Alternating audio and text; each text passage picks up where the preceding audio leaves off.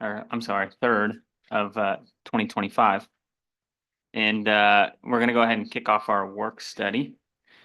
And I think tapped for first is Mr. Greg Dennis. Yeah, Dave, did you want to do any introduction first? I mean, of why we're talking here? Didn't really want to, but why don't I do that? Since it's up to you. Well, the very first part of the presentation is to communicate with the board exactly how we arrived at the dollar savings through this school consolidation, school closure analysis. So we've got some information for you, and we'll provide this also with you electronically so that you can review it at your leisure. So I don't expect you to memorize everything you hear right now, but we will get it to you electronically also, okay? That being said, Mr. Dennis is going to start the show. Thanks, Dr. Burgess. So if you remember correctly, which you probably don't, because I didn't either, but when we went through and did our original presentations, we had some estimated savings for Marysville Middle School closure, all the different options.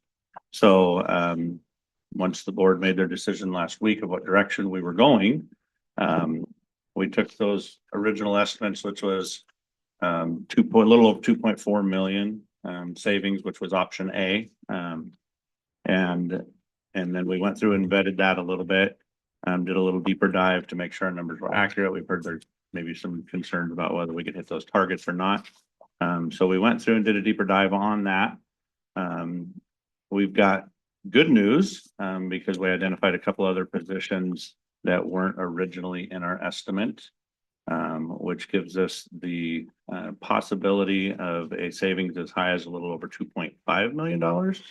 A couple positions we forgot would be like an HRA, a school security officer, and food service staff. Food service would be at Liberty, kind of like the custodians are. Security officer would be at Marysville Middle School, and then the health room assistant would be at Marysville Middle School as well. So we do. I don't know. What is NHRA? Health room assistant. Sorry. Okay. Yep. We like to use cool acronyms in schools, so we just so health room assistant, school security officer, and food service would be additional savings that we didn't have in our original estimate. So with that, it comes out at a little over $2.5 million. And then working with Brandon Bowman, we went through and vetted some of the numbers. And because of bargaining agreements and such, there's the possibility that the positions being eliminated at Marysville Middle School might not be the people being eliminated, right? Because of CBAs and whatnot. So we went through and did another calculation of kind of worst case scenario. What if everybody that was RIFed was, a step 1 in their classification? And that number comes out still to $2.1 million. So we have a range of 2.519 million down to $2.1 million, all of which hit our $2 million target, which is what the FOC and Dr. Burgess has directed.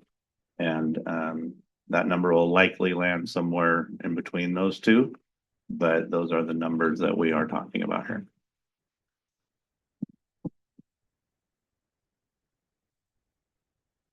I'm assuming those are all general fund savings, right? Not capital. Yeah, correct. There's other one-time costs that we talked about, whether or not that would be capital or general fund, like paying for the moves, build a playground, etc. Those are not included in these numbers here. Okay. And I'm assuming that we have things, and I don't know this for sure, but I'm assuming that when we ask people to move buildings, that we pay them for their time to do that.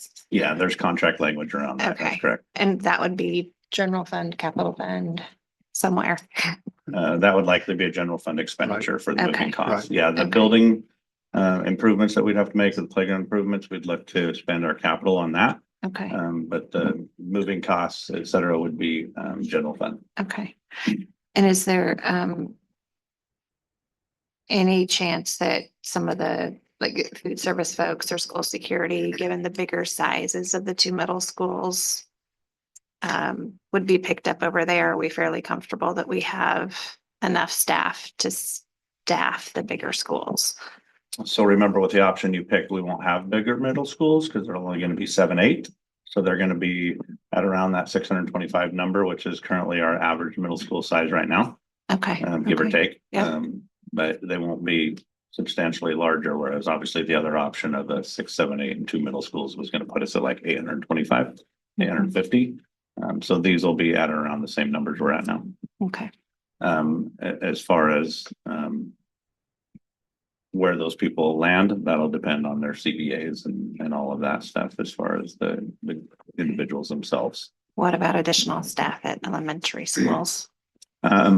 With the K6 model, Dave and I just kind of, Dr. Burgess and I just kind of looked at the numbers today a little bit, and they're not going to grow astronomically. They're looking at, 3 classes, basically 3 6th grade classes per school. And so, as you know, we have some elementary schools that have a full-time AP, some have half-time APs that are split. So we might have to look to reallocate who we have, but we're not anticipating needing any additional. Okay, thank you.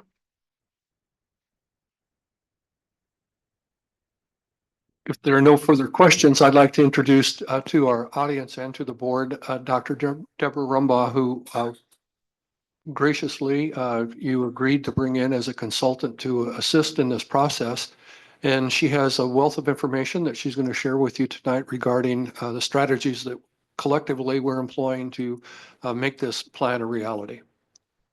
Thank you, Dr. Burgess. Good evening, Board of Directors. It's nice to be here with you this evening. I'm going to slide this up a little bit.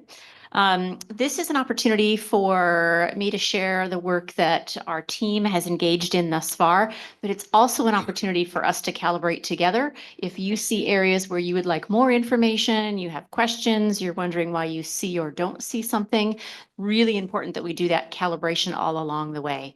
I will have been with the district a week tomorrow. So this is kind of where we're at, sort of 6 days in plus the weekend. So I am going to be in control of the clicker here. So I wanted to just ground us in the district's promise, and this is really fundamental to your strategic plan. And we're going to talk more about this as we move through these 25 slides tonight. But I think it's important for us to, as we go through this work, look back to the promise that the board has made for the students in our community and our efforts to prepare them for a changing world. And this work is embedded within that promise. So we've started by taking a 2-pronged approach to the consolidation and closure process. So on the left-hand side, you can see a bucket of what our initial work is thus far related to logistical and technical work. And I say thus far because as we move through the process, this is a bit like an onion, and additional layers begin to emerge, and that list or that bucket will grow. And then on the right-hand side, you can see that's where we've captured our initial thinking relative to the adaptive work and the academic opportunities that are a part of the closure and consolidation. So we will talk about both of these different sets of work that is ahead, but just thinking about that 2-pronged approach might help you sort of organize your thinking. We want to start off first with fiscal considerations. So thank you, Director. Can you pronounce your last name for me? Michael? Okay, I wanted to be fancy, but yeah.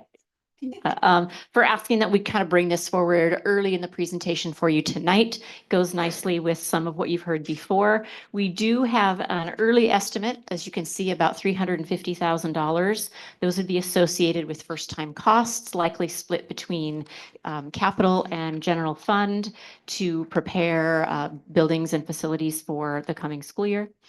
We do estimate that there'll be costs associated with staffing and labor agreements. Those are in the process of being determined. That is work done with our labor partners and HR, and we'll keep you apprised of both of those figures as we move through this process in partnership, of course, with the FOC.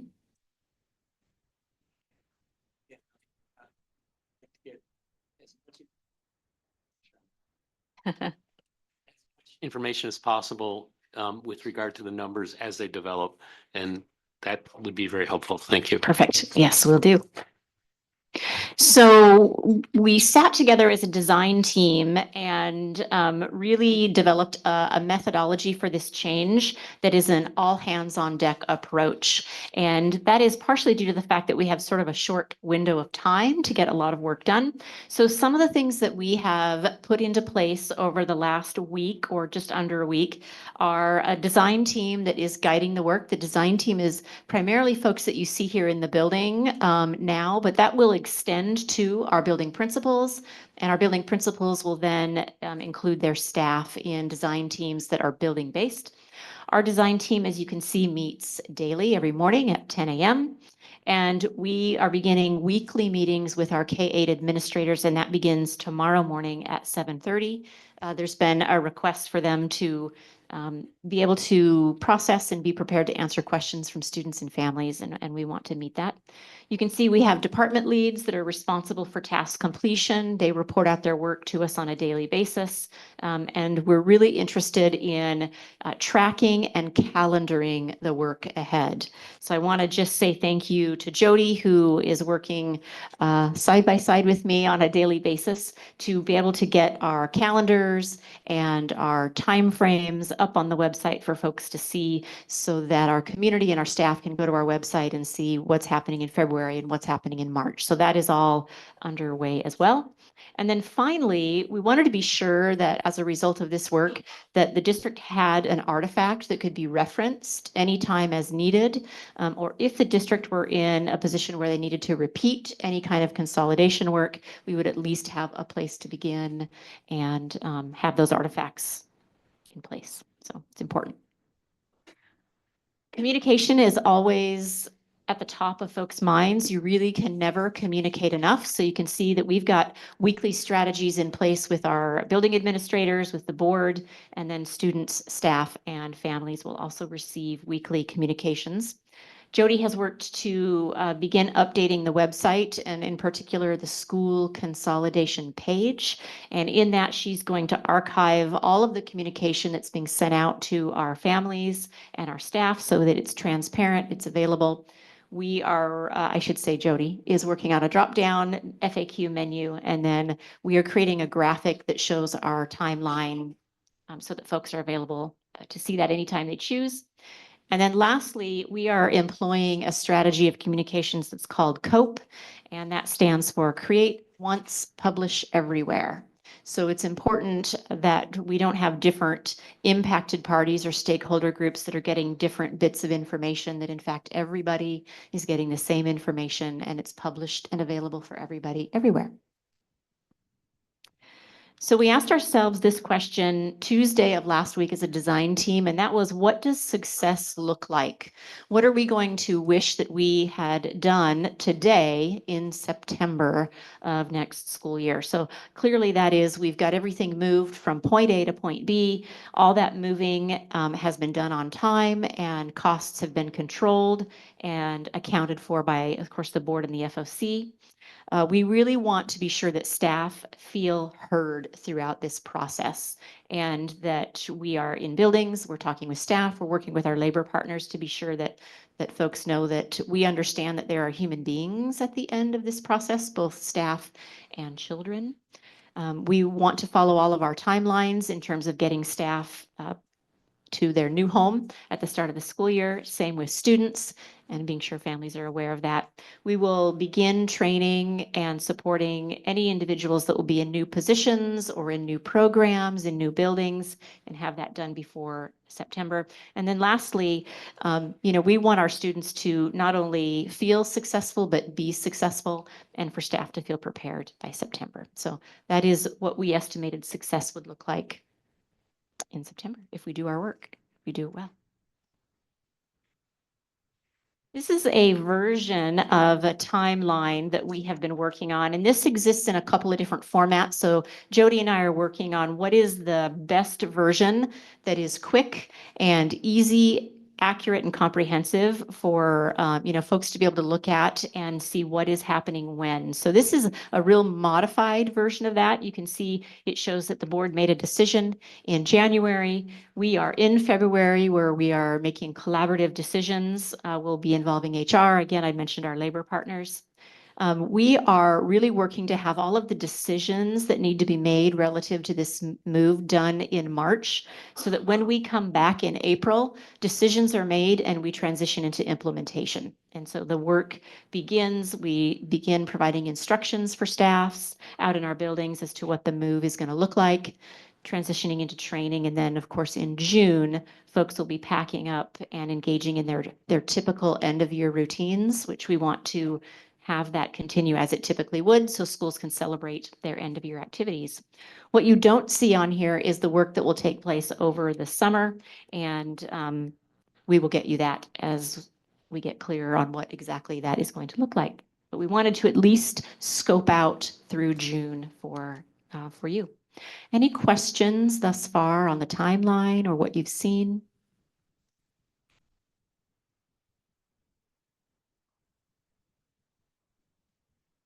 All right. Go ahead.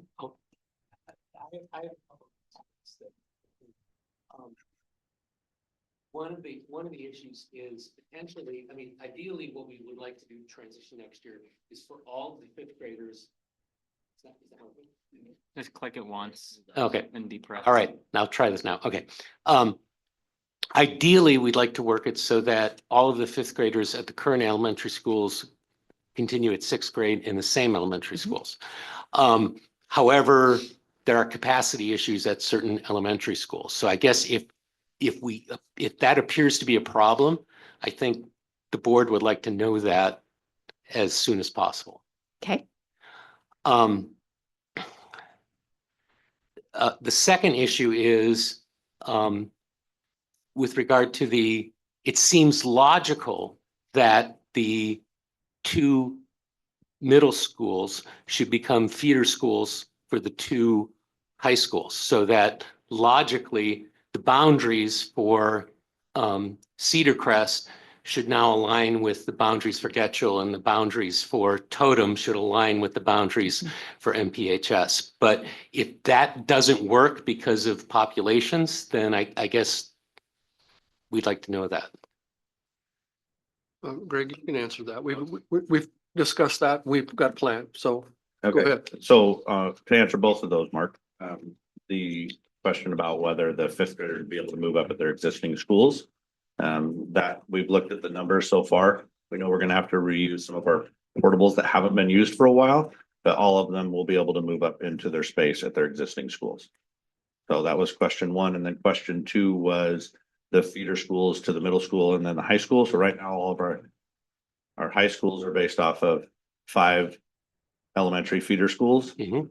And they would go to, right now you have 3 elementaries go to Cedar Crest, 3 elementaries go to Totem, and 4 go to Marysville Middle School. When we pull those Marysville Middle School ones out, the 5 feeder schools that currently feed Getchell will also feed Cedar Crest. And we'll have capacity for that as well. So that same being true with the 5 elementaries that feed Pilchuck will now feed Totem. So that they'll stay in alignment. They'll stay where their siblings are at. They'll stay where their siblings are at, with the exception of anybody that went to MMS obviously is now going to go to Cedar Crest or Totem. Yeah, and we ran several scenarios just looking at what enrollment would look like and a couple of other factors. And there wasn't a rationale to change those feeder patterns. Yep. Okay. Any other questions on the logistical side? I've got a couple. With the moving of Liberty to Marysville Middle School, will there need to be anything done to the physical site at the middle school as far as parking, as far as additional fencing, as far as anything like that for safety issues? So we've looked at that, and when Dr. Rumbaugh talked about some of the costs associated with that, we've included them in there.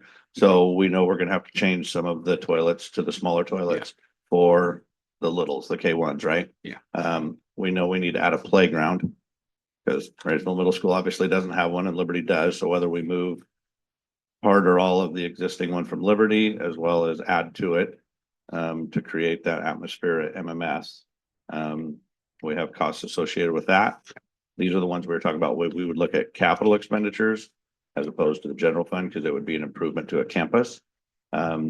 As far as fencing, you're familiar with Marysville Middle School, obviously. We have some cable gates separate the driveways from the school. We have fencing around the majority of the campus, so we might have to fill in some gaps.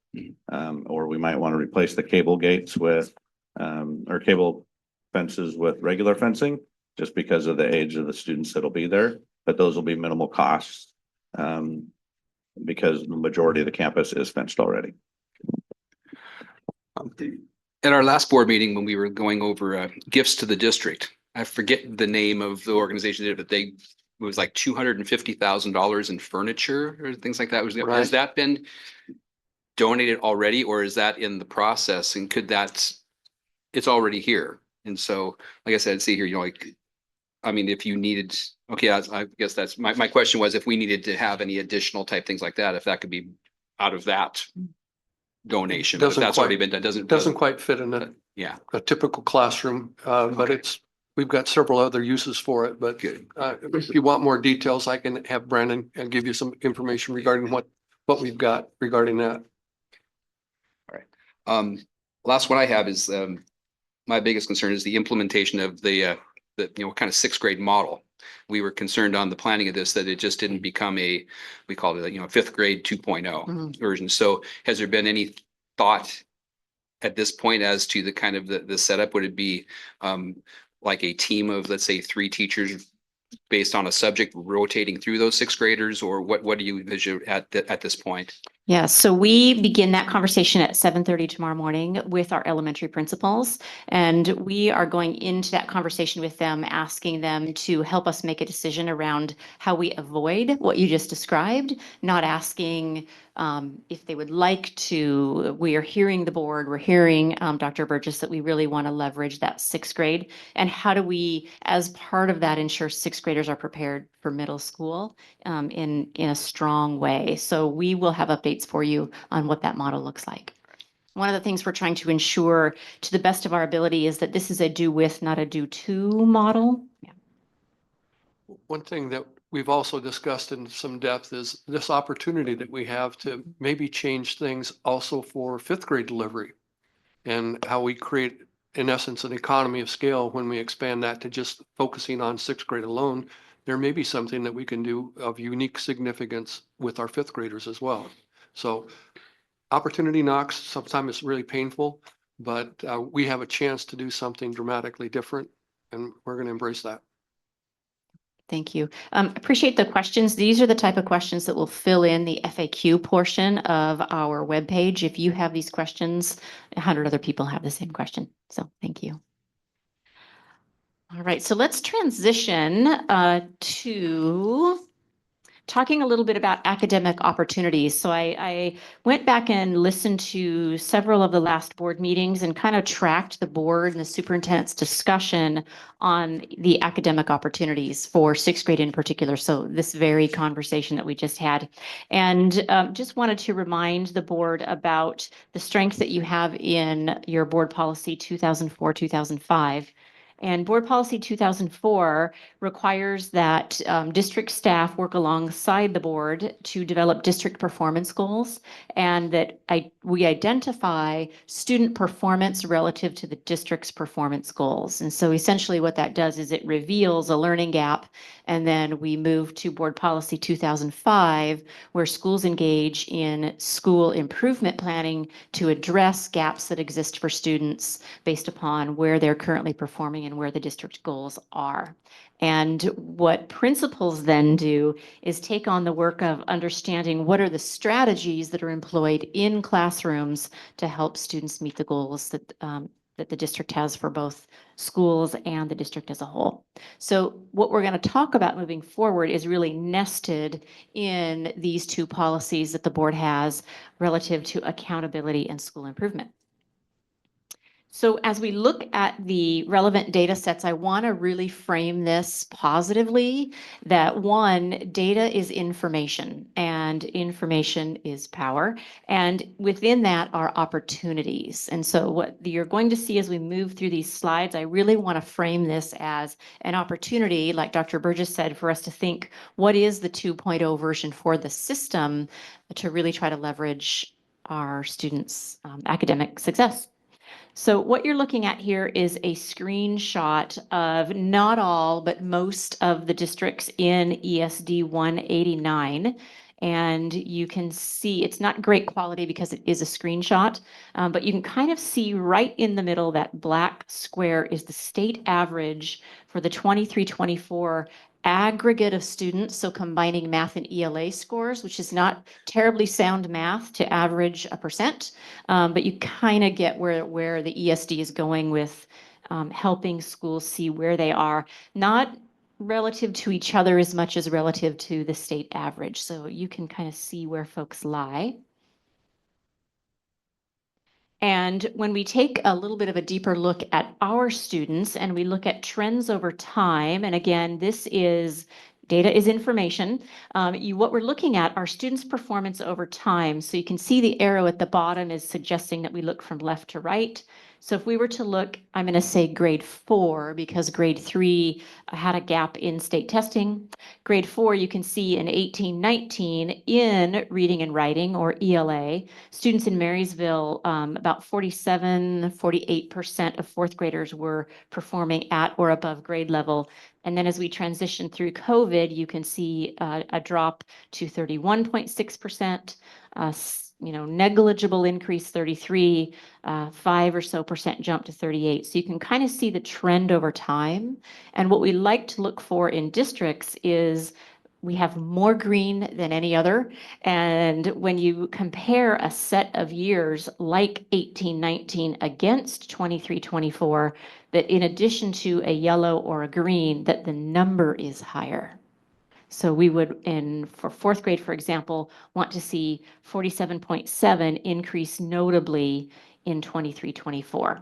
And, it goes without saying that we had COVID in the middle there. And so there, across the nation, districts have seen the very same thing that Marysville has seen. But this is an opportunity for us to think, what do we need in specific grade bands? And relative to this conversation, if we look at grade 6, a comparison between 18-19 and 23-24 shows an opportunity for our students, which is exciting. Same data here, but this is math. So if we look again at, let's say, grade 4, across the country, all districts saw this significant drop in math specifically. There's some issues with the exam that was given in 21 or 2021, but doesn't negate the fact that if we do a comparison between 18-19 and 23-24, there is a lot of opportunity for growth for our students. Another way to look at this data, and I don't know if no, it doesn't work. You can look at cohorts. So this is not cohorted. We're looking at a different group of fourth graders in 18-19, different group of fourth graders in 2021. But if you go diagonally down this chart, you would be looking at cohorts. So by that, I mean, if we look at our fourth graders again in 18-19, 43.4% met standard in math. And when they moved over to fifth grade, 20.1, that's COVID. Then we moved over just out of COVID, started the year with masks, went to 16. That's that same cohort. Thank you for the pointer. That same group of kids in grade 7 last year were performing at 2 years ago. And then again last year, that same group that were performing at 43%, 43% are now down in that 17.9. So there's a story there. And, for me, it is an opportunity ahead of us to really be thoughtful around what systems can we create to support both our students and staff moving forward. So when we talk about opportunities, what does that mean for a school district, for an organization like ours? And one of the things that comes to mind immediately is coherence. And you brought this up in an earlier conversation. How do we build coherence across the district? So there's a difference between a system of schools and a school of systems. And so, are we looking at a school district that is coherent, that our schools are linked together with common assessment practices, common language, common interventions, and practices around progress monitoring, or are we independent contractors? And the larger a district gets, the more likely we have sort of independent contractors. And that's where you start to see wide variability or lower overall performance. And so this really is an opportunity. If we just think about fifth and sixth, how do we create that partnership between those grades? How do we focus on 7, 8 so that we are a system of schools where we have common practices and we in fact include families and communities as academic partners in students' growth? And so these are all really great opportunities as we move ahead for Marysville. Questions on academics?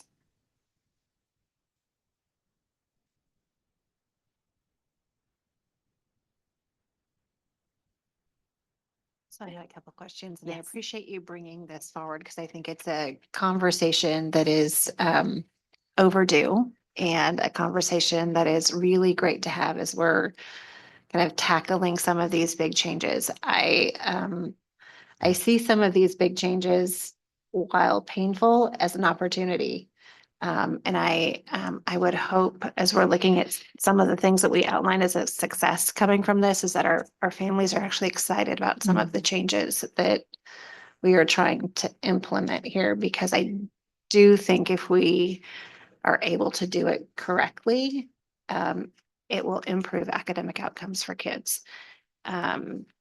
And as you noted, and I appreciate that you mentioned that, because I think there's been lots of news this week about the NAEP scores, and nationwide, really folks still struggling to kind of close that gap from where students were prior to the pandemic and now.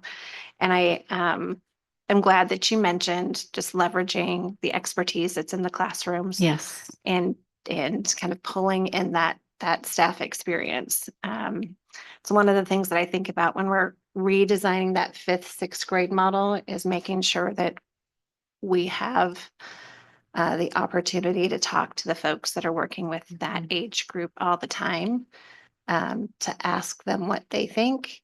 And I think, we kind of jumped ahead to hey, we're going to make this change, but I would love to have their input there. Yes, thank you for that. I agree. And when we talk about what does improvement look like, I like how, you said coherence and the expertise of our staff. I think when you partner coherence across the district with teacher voice as a part of that, with the retention of high quality staff, it's a really great combination. And we've got folks out in our system that I think, from the few I've met thus far, are ready and willing to do that work. And so that's exciting. That's great. And a little bit more specifically, and I think Craig kind of spoke to this a little bit earlier, talking about not wanting to have like 5th grade 2.0. I know I'm interested in how we're going, looking at particularly math and science at that 6th grade level, to make sure that kids have opportunities for rigorous instruction if that's where they're at. And then again, I really appreciate the conversation around coherence, because I think I wonder, and I don't know this, right, but I wonder if some of what we're seeing in the drop in our 6th grade scores is because we have kids, well, and I don't know that it necessarily, anyway, that kids are just coming from different instructional backgrounds, and now we're kind of all in one spot with, a different set of expectations and skills at 5th grade. And then you kind of have that transition to 6th grade. So I'd hate to see us kind of pushing that adjustment, if you will, just to 7th grade. You know what I mean? Yeah, yeah. Just to 7th grade. I agree. And I would add that I would predict that the board and Dr. Burgess would expect that students would be successful in our system regardless of their zip code, and that our promise really states that every child is going to be prepared for the future of their choice. And in particularly this reference to a rapidly changing world, that is the promise we've made to our community, and to deliver on that is very exciting. Yeah, absolutely. Other questions on academics? Right. If you have some, don't feel like you need to wait. So just taking a look at the data associated with Marysville and the strategic plan that you have in place, there are some strong connections that are already alive and well in the strategic plan that could be utilized to do this work moving forward. So I want to walk us through some of those concepts. So you probably recall that the strategic plan has a CARES acronym associated with it. And so I want to walk you through just briefly some slides that talk about how we might specifically begin to improve academic outcomes and growth for students, and delivering on the promise that the district has set, but also leveraging the expertise that we have out in buildings already. So C was communication. So when we think about attendance and communication are very much connected. And a lot of communities have found success in partnering with communities to incentivize and communicate the importance of school attendance. And a lot of that can live in the secondary as students begin to prepare for the workforce where attendance at work is expected. But how do we identify as a system, what are some of the pain points for our students and families that might cause them to choose not to come to school? And how do we address those and do so in a way that's respectful and certainly not blaming or insensitive language in any way towards our families? And to partner that with schools have for a long time had goals and expectations around school improvement. Some of that shifted during COVID. So how do we bring that back sort of to front burner? So if we look at some of Marysville data, and again, you can see it says here, this is a national issue. This is pulled from OSPI's website, the school report card. And this is the percent of students in 23-24 that attended school 90% of the time or more. And the state average is about 70%. It kind of goes up and down a little bit. So you can kind of see where our schools, or our grades rather, stand relative to the state average. And these are lower than what we had seen previously. So we affectionately call this the scoop graph. And I'm sorry that it's so small and hard to see, but what you see here is sort of a scoop, the years of COVID. So attendance was notably reduced. There are a number of reasons for that. Some simply associated with how did we take attendance during COVID? I mean, that was just different. But we have come out of that time, and how can we rebound to have students attending at the rates that we saw prior to COVID? And of course, this is disaggregated by race. And this would be similar across most, if not all, districts across the state, the COVID scoop.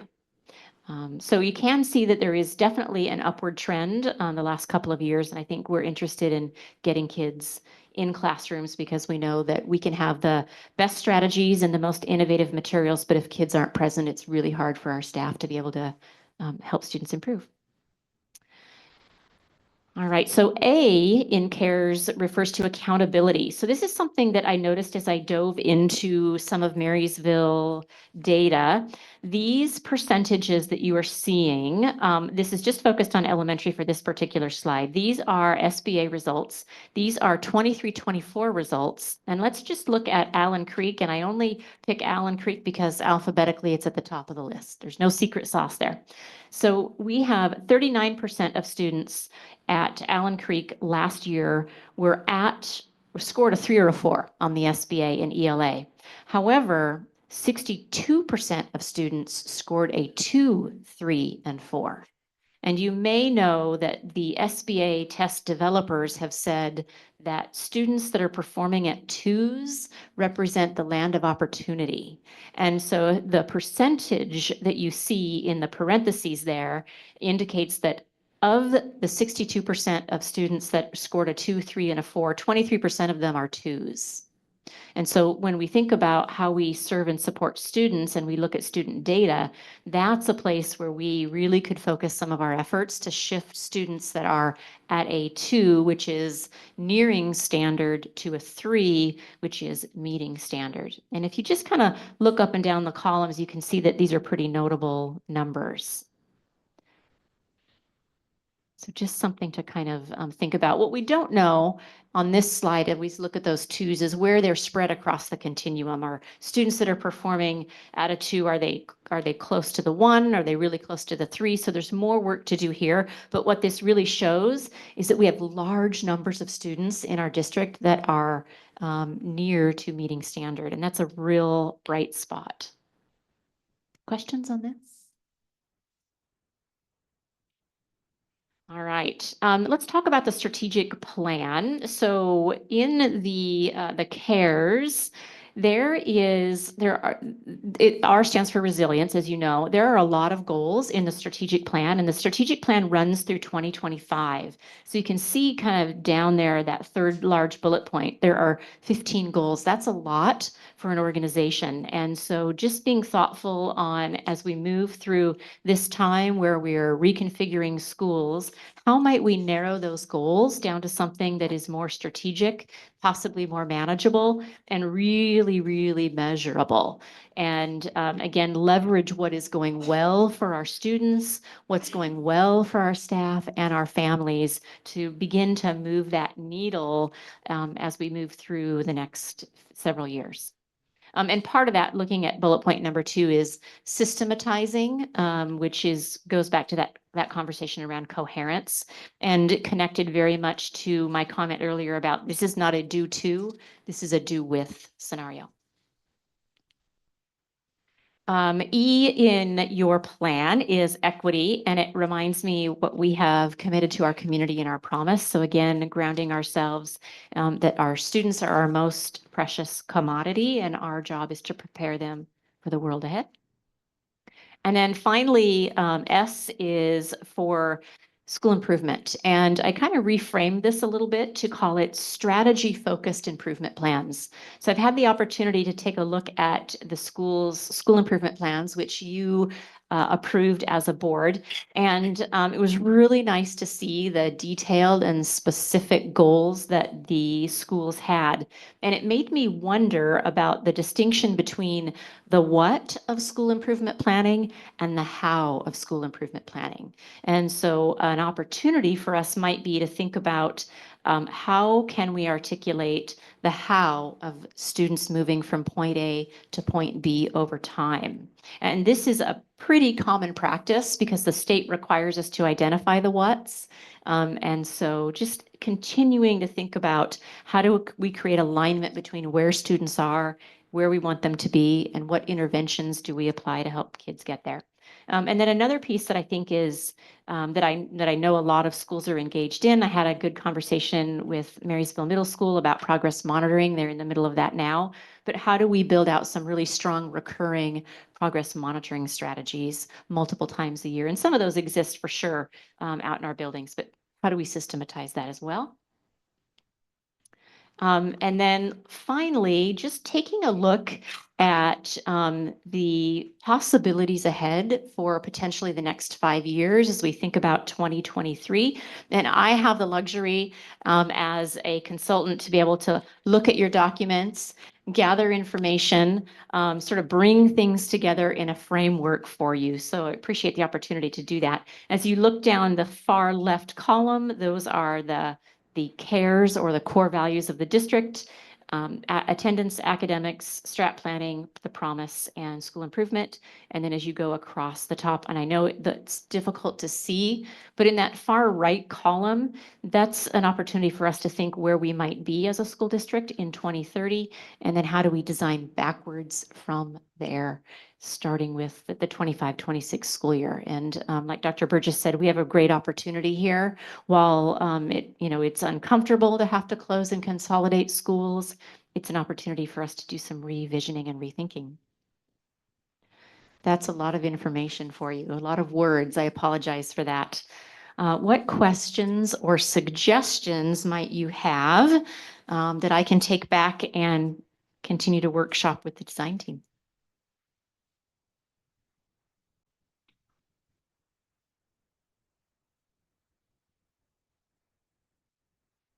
Kind of with a fire hose there. That's a lot of information. I'm just trying to absorb it also. All right.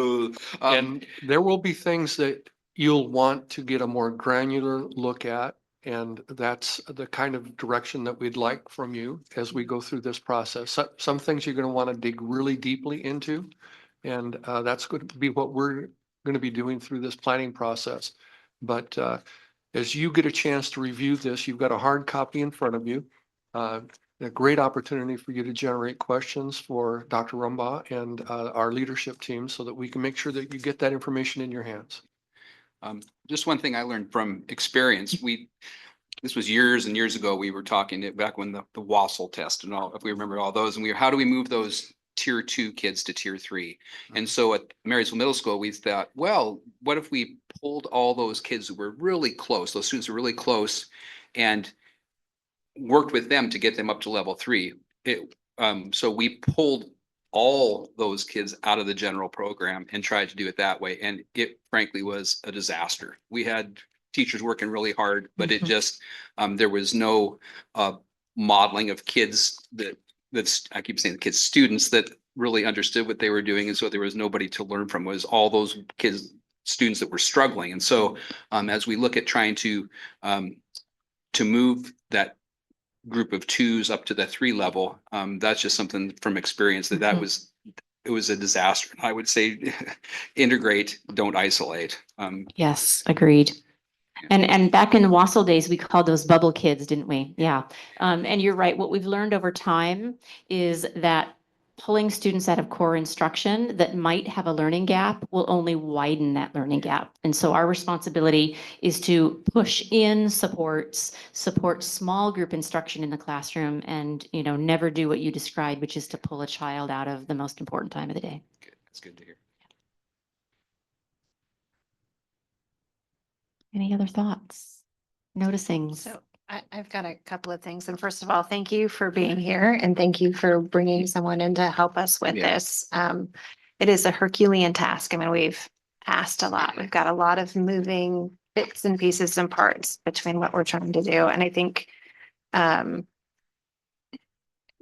we have had so much on our plate in the last couple of years with respect to the financial pieces of running the district. It's rewarding to be able to think more about some of these things. So I appreciate the discussion here.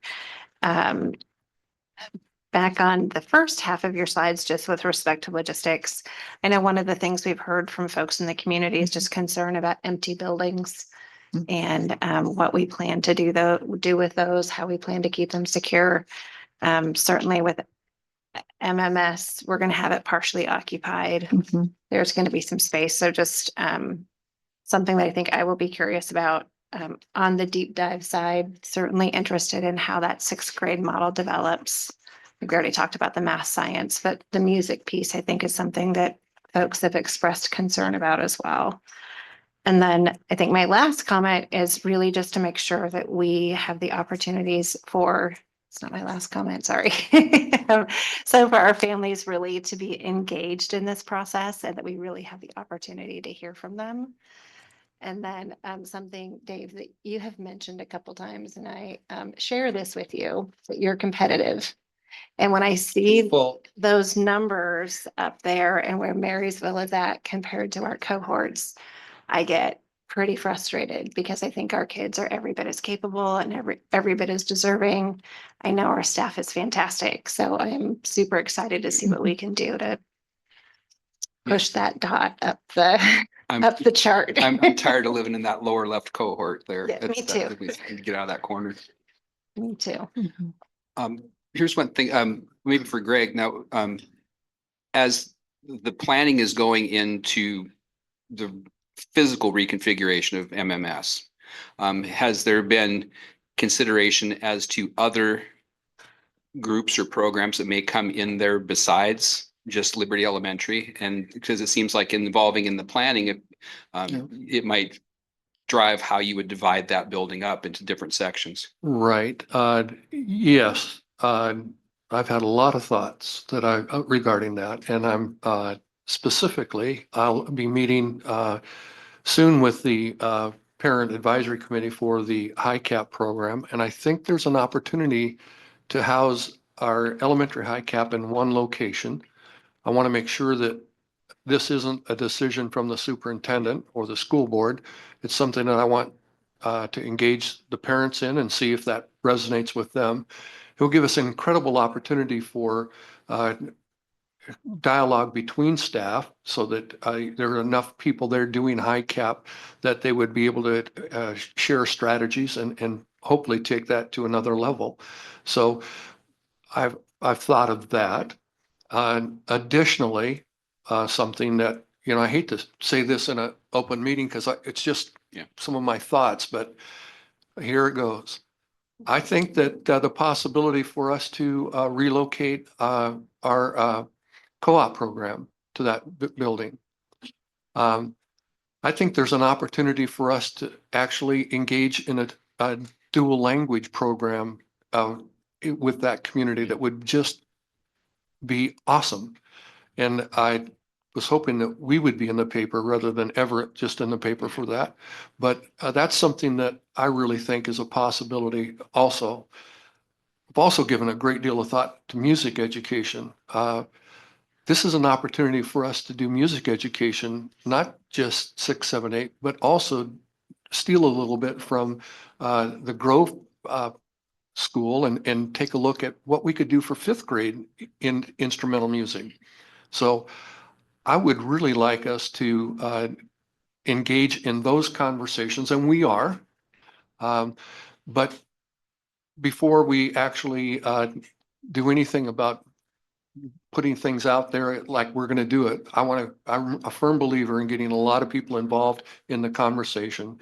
And so that's what's been on my mind. And I think that a lot of the other leaders in the district have been thinking the same thing. And I know that some parents have been thinking about that as well. So this is an exciting time. And we're going to seize this opportunity to make it really positive. I appreciate the attitude that we're looking at this as opportunity as opposed to like a crisis. I mean, it's a chance for us to make some changes and do some really, really cool things, I think. So Yeah. I'll be looking forward to the updates. Thank you. And, I think it's worth noting that while the state test data is one of our most public and visible data sets, it is one data point.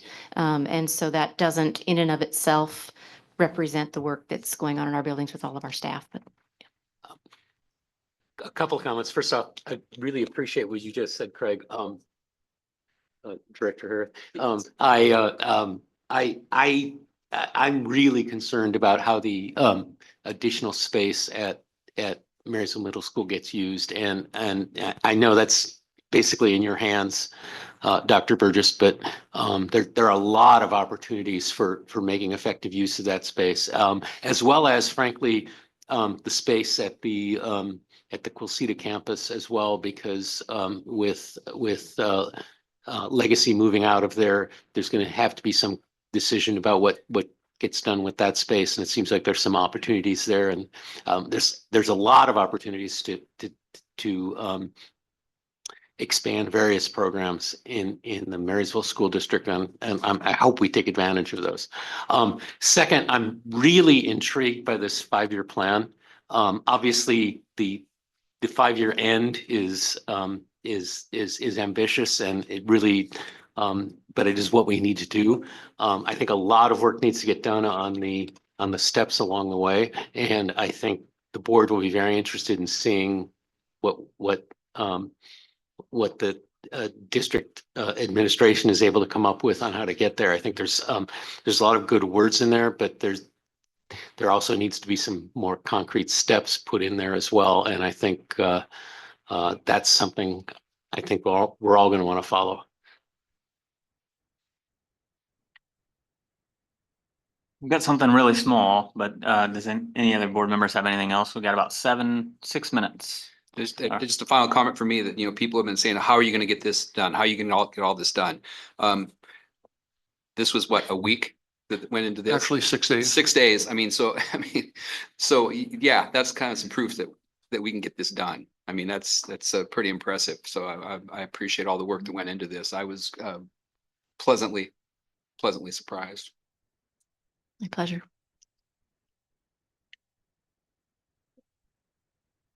All right, mine's not necessarily a final comment, but a question, and we can get through it quick. This is a kind of a small example, but I'm sure that the premise can be used on higher dollar figures, but sometimes it's easier just to buy a new small toilet and replace it than to pull one from one school and put it in the other school. I guess the same premise could be used for playgrounds.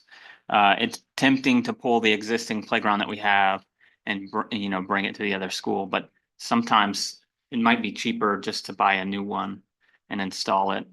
So are we looking at those kinds of strategies when we're talking about moving schools? Yeah, as far as the toilets and such, we would not disassemble Liberty, move it across the street. Yeah, Thank you. Playgrounds, they age out. Yeah. And so and I don't know where Liberty's is at right now, as far as which ones are still kind of current and which ones are older pieces of equipment in there, but if we wanted to try to save some money, we could move some of it. We would likely be replacing the majority of it at the new campus. Like you said, we don't want to trip over dollar to pick up a nickel here either, right? So, yeah. Having that extra public community playground still available at Liberty isn't such a bad thing either. So we don't want to completely dismantle it, but yes, those things are all being considered. Any other last minute comments from the board? All right, thank you very much. Yeah, Really thank you. appreciate the information, and I think we all look forward to the information to come. Thank you. Thank you. All right, we're gonna take about a 4-minute break. Our regular session will start at 6 o'clock.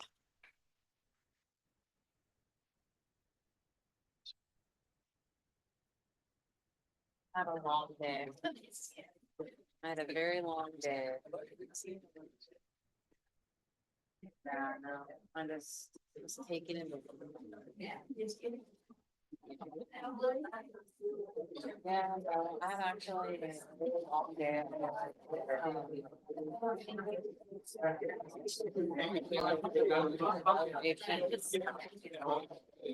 I have to do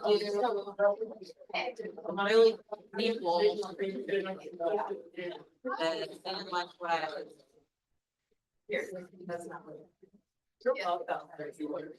I'll run you right over. That's okay. Hi. You okay?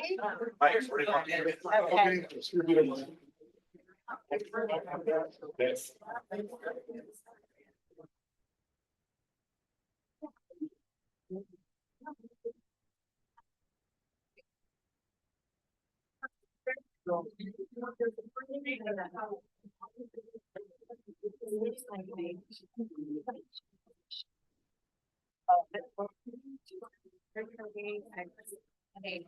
That's like a part of the. That's right here. Wait, yeah. But yes. Mother is. Hair.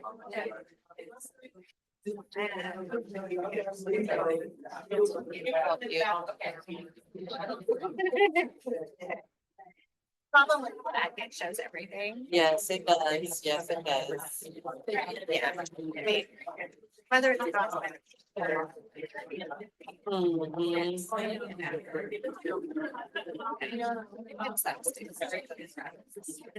Totally fine.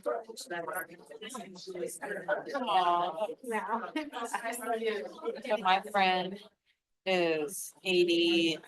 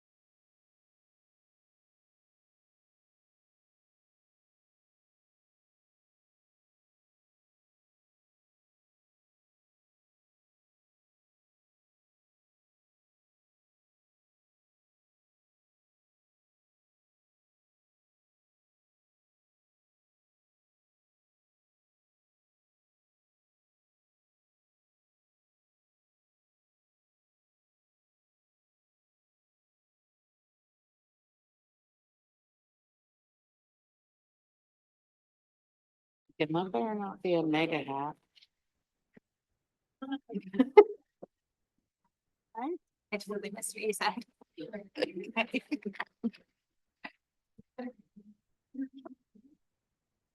Alrighty. We're gonna go ahead and get this work study or this regular session started. 6 o'clock, February 3rd, 2025. We're gonna call this meeting to order. First off, we're gonna start off with the flag salute, and I'll lead us off on that. So if everybody could stand up and remove your hats.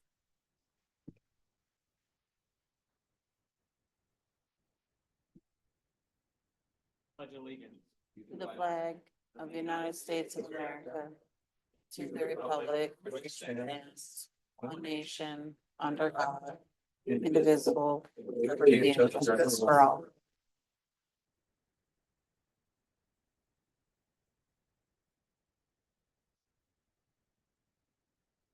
We acknowledge the original inhabitants of this area, the Snohomish people, and their successors, the Tulalip tribes. Since time immemorial, they have hunted, fished, gathered, and taken care of these lands. We respect their sovereignty, their right to self-determination, and honor their sacred spiritual connection with the land and water. We will strive to be honest about our past mistakes and bring about a future that includes their people, their stories, and their voices to form a more just and equitable society. We're going to move on to the approval of the agenda. Is there a motion? I move to approve the agenda as presented. I'll second. All right, motion and a second. Any discussion? All right, all those in favor? Aye. Motion passes. We'll jump into the superintendent's report. I just want to share with the board that the state OSPI and the Financial Oversight Committee has approved the plan for our growth out of this budgetary problem. So adherence to that plan and the difficult choices of ahead will result in our district climbing out of this. It is a 3-year plan, this year being the first. And there are many difficult choices that have to be made in the next 2 years. And as long as we continue collectively to exercise the courage it needs to have to make it work, there's light at the end of this tunnel, and it's positive news ahead, but it's going to be difficult. And we knew that coming into this. But I want you to know the state has approved a plan that was submitted back in, I think, December 14th or so, somewhere around there. Okay. All right, thank you very much. We're going to move into communications and reports, student, staff, and community recognition. First up on the list is a proclamation, the honoring of Black History Month, and this is going to be presented by Dr. Courtney Hill, Executive Director of Equity and Family Engagement. Hello. Okay, good. Good evening, everybody. Proclamation, the honoring of Black History Month. Whereas Black History Month is an annual celebration of the achievements, contributions, and rich history of African Americans, recognizing their vital role in shaping the United States. And whereas Black History Month originated from the efforts of historian Dr. Carter G. Woodson and other prominent African Americans who sought to promote awareness and appreciation of Black history, culture, and heritage.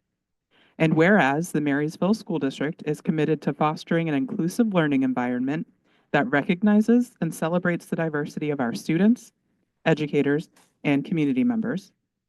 And whereas during February, our school district will engage in educational activities, events, and initiatives that highlight the significant accomplishments, cultural heritage, and contributions of African Americans throughout history. And whereas it is essential to promote understanding, empathy, and unity among our students by acknowledging the struggles and triumphs of the Black community, encouraging dialogue, and cultivating an environment that embraces diversity.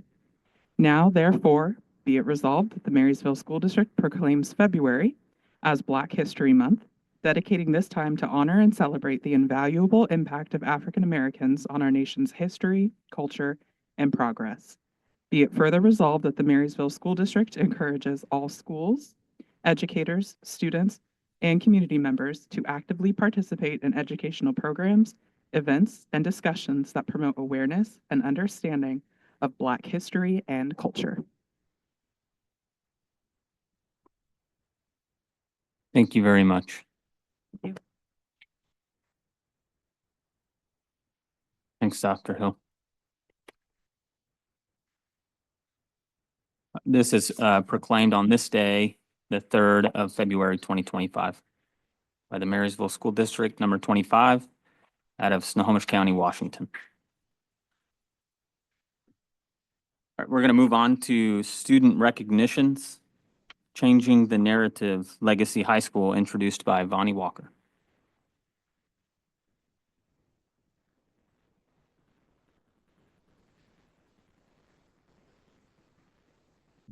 As I love to do, I get up here just to introduce other people, but I'm happy to be here before you, board and superintendent. I want to introduce Miss Lee. She is the principal at Legacy High School and 10th Street Middle School, and she's brought her Legacy staff and students here today.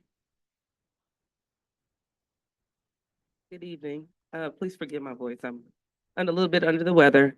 And so we are excited to be here to recognize a few of our students. We have a wonderful and diverse student population, and we're just going to highlight just a few of them. And so I'm going to turn the microphone over to Ms. Matwig, who is our CTE art teacher and ASB director, and she will be introducing our students.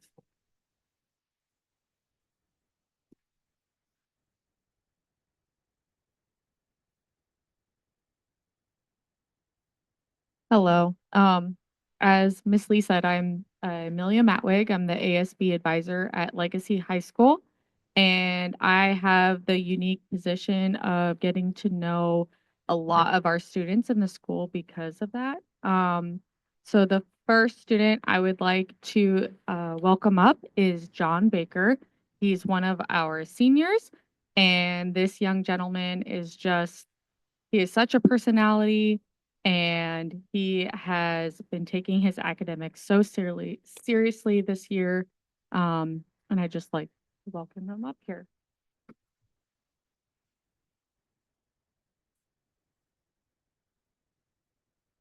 Hello, I'd like to start by, oh, can you guys hear me? I'd like to start by thanking all the members of the board and my school for having me out here, giving me the opportunity to speak.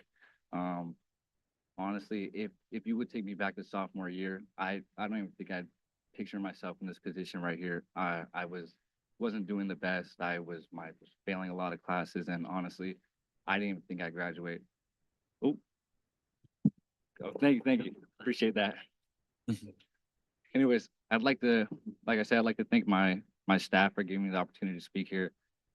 If it wasn't for them, I don't think I'd even be in this position at all. Like I said, I didn't even picture myself being able to graduate, or I didn't think I'd be able to, sorry, kind of nervous.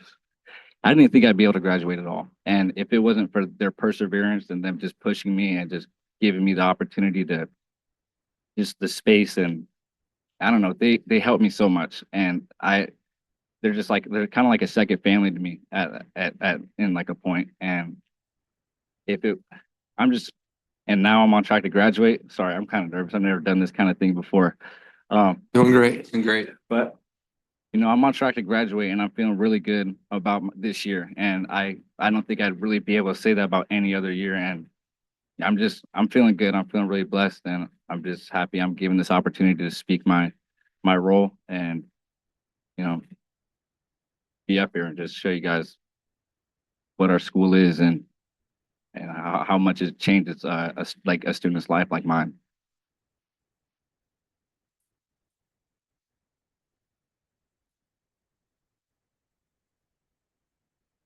Next, I would like to introduce one of our freshmen, Luke Weller. Luke Weller is so vibrant, and he has he has a speech prepared for you. Good morning, Board of Directors. Is there any way you could turn the volume up? Good evening, Board of Directors. My name is Luke Weller, and I am a freshman at Legacy High School. I also have autism, and being an autistic student in public school presents me with many challenges, like dealing with my frustrations in a large learning environment with both my peers and staff members.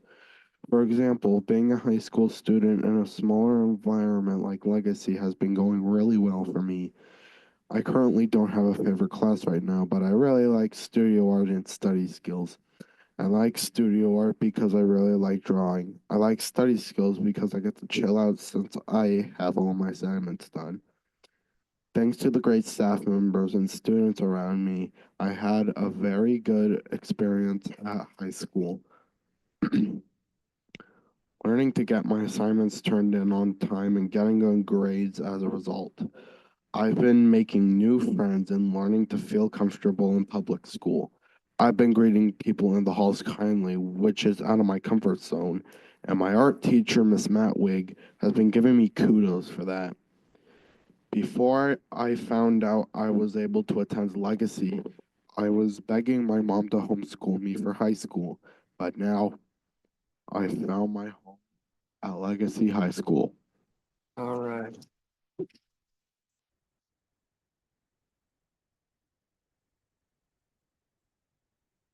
Okay, and then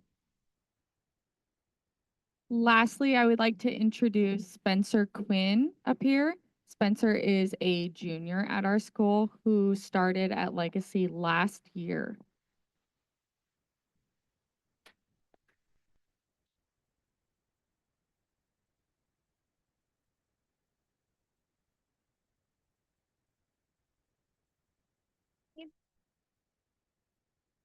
Good evening, board member.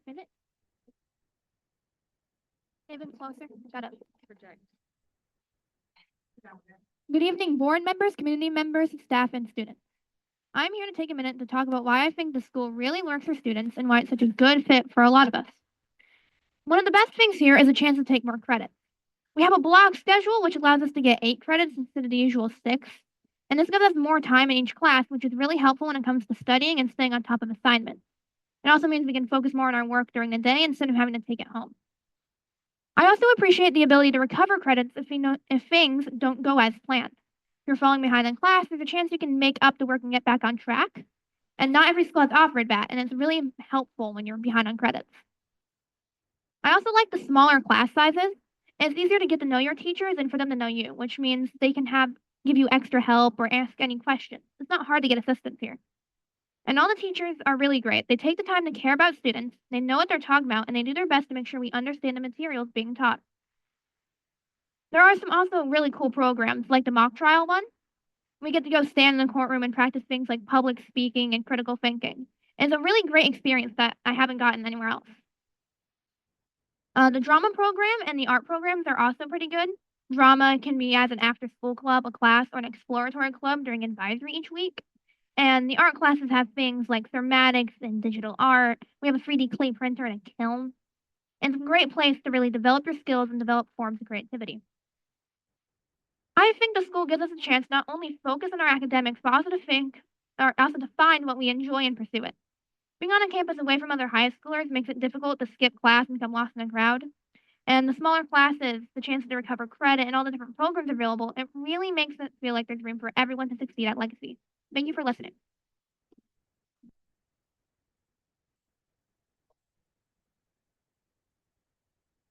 So at this time, because I see a lot of proud friends and family out here with our students, if we could call them back up, I have a certificate and we'd like to take a picture with you with the board.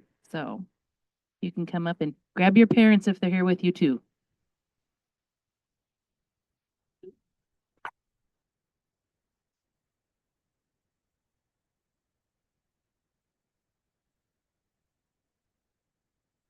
Go right up here.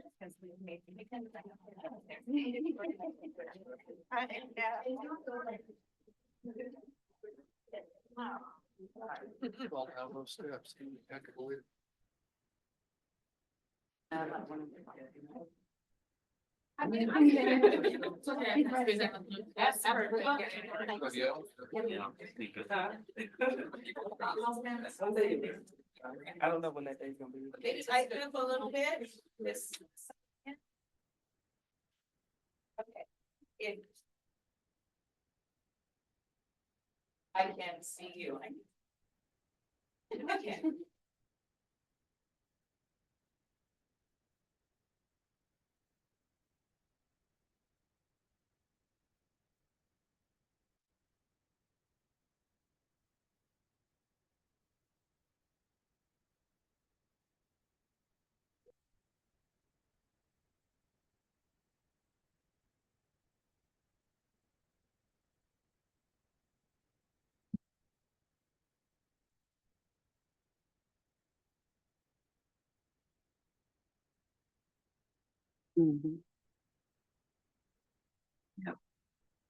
All right. There's no better way to start a meeting than like that.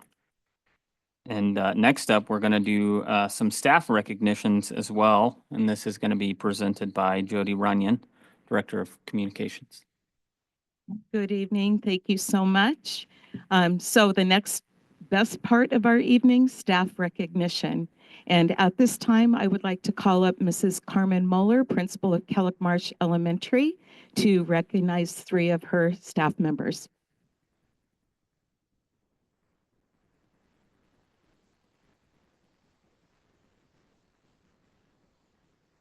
Thank you, Jody.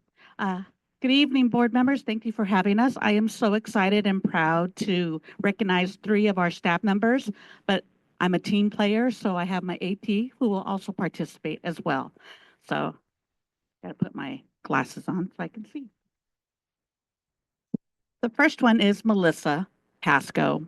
Our elementary office manager, Melissa Pasco, is the backbone of our school, consistently ensuring that everything runs smoothly, effectively.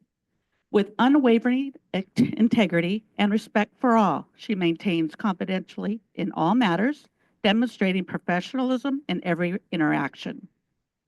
Always prepared and accountable, she approaches her responsibilities with meticulous care and attention to detail, whether communicating with staff, parents, or students. Melissa does so promptly, clearly, and consistently, ensuring everyone stays informed. She takes great pride in maintaining the school's facilities, managing paperwork, meeting deadlines, and ensuring coverage for our staff, making sure everything is always in place for a successful day ahead.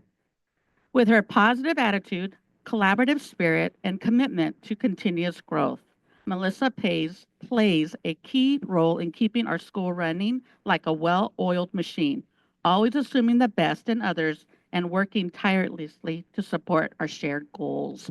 Melissa, if you'll come on down. Come on, Melissa.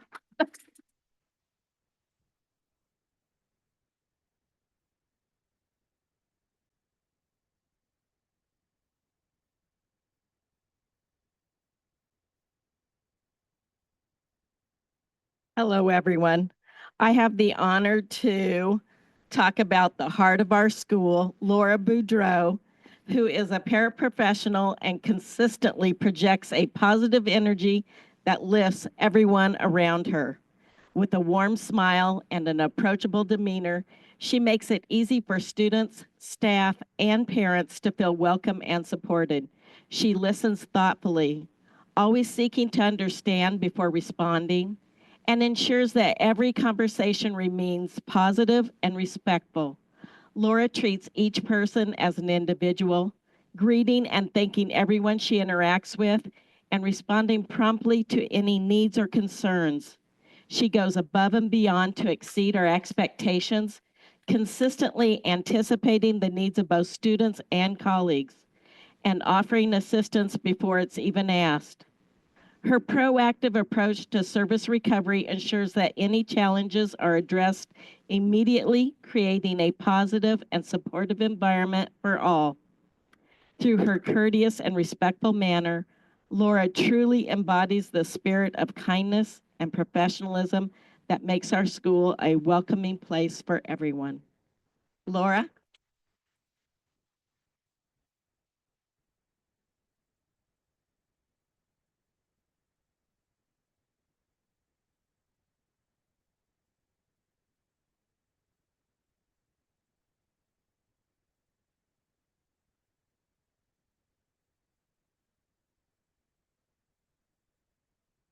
Our last individual is our multilingual teacher, Tanya Saul.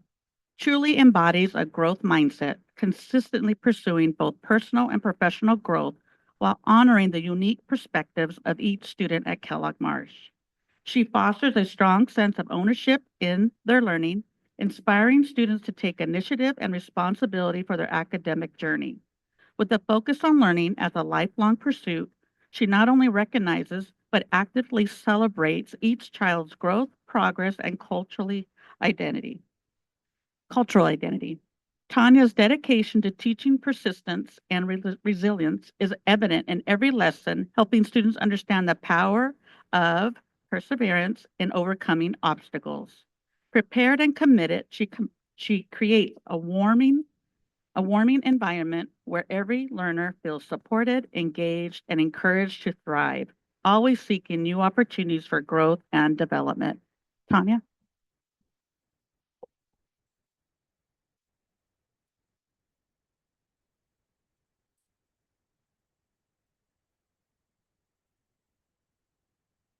Thank you for giving me the opportunity to honor our three lovely ladies. We have another round of applause for the teacher.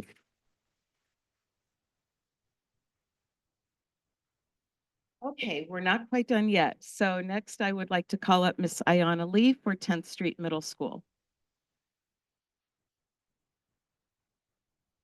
Good evening again. I would like to take this opportunity to recognize three phenomenal young ladies that helped to support 10th Street.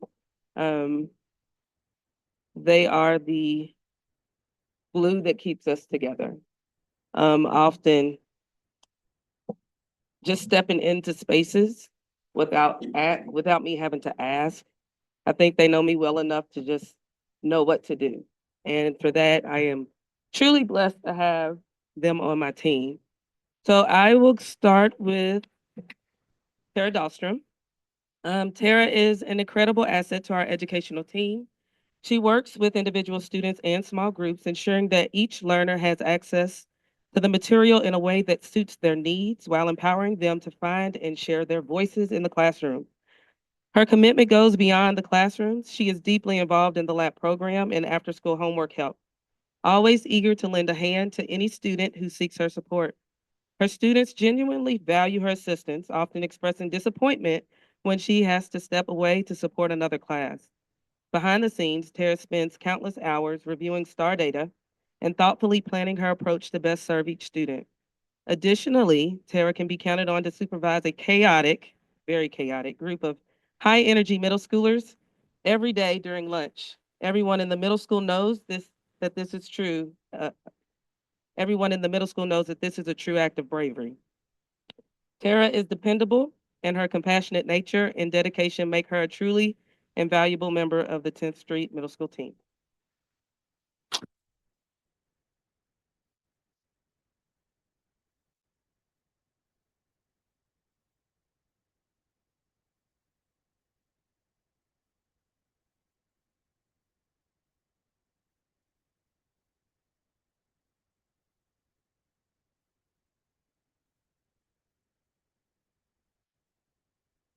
Next, I would like to recognize Gina Petzold.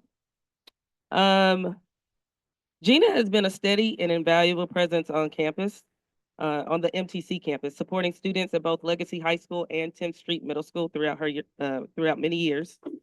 Her thoughtful, self-driven, and dependable approach makes her a true asset to our school community. This year, Gina expanded her role to include supporting the lab program, stepping into this new responsibility without hesitation.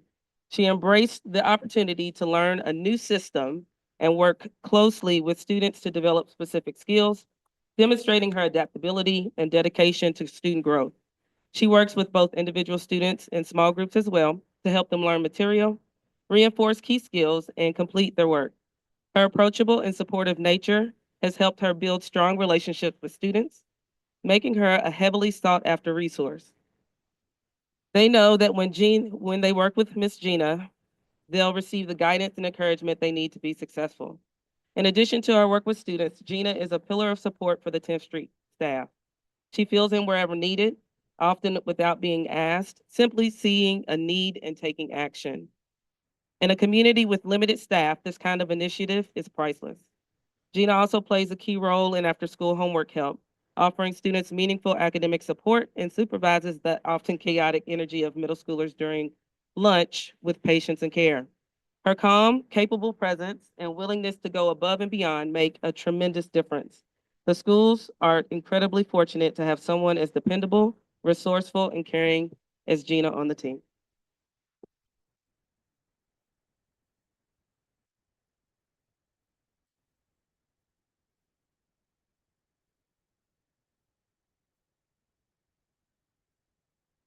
And last but certainly not least, I would like to recognize Jenny Boldrin. Jenny brings incredible heart and commitment to the counseling office. Mr. De Lazari shares that she is one of the most diligent and thoughtful counselors that he has ever had the privilege of working with. Jenny stands out both as an excellent communicator and a collaborative partner who fosters meaningful connections across the school community. Jenny deeply cares for students. She keeps them at the center of everything she does, constantly thinking about what's next to help them grow and succeed. Whether she's doing a weekly 504 check-in, leading meaningful second step lessons in advisory, providing insights in SST meetings, or working directly with families, Jenny shows up with kindness, thoughtfulness, and a deep desire to make a difference. Jenny has been a driving force behind our school's social emotional learning efforts. She's proactive and solution oriented, tackling challenges before they grow into bigger problems. We can always count on her to jump in, find a way forward, and put students' well-being first. On top of everything else, Jenny is just an amazing teammate, reliable, supportive, and full of positive energy. We are so grateful to work alongside someone who not only makes the school better, but lifts up everyone around her.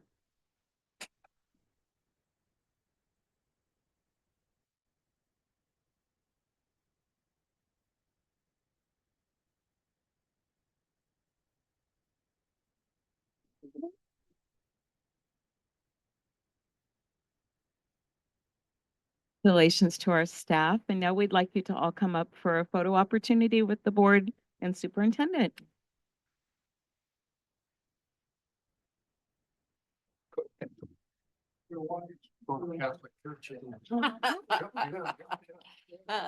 Yes, that is.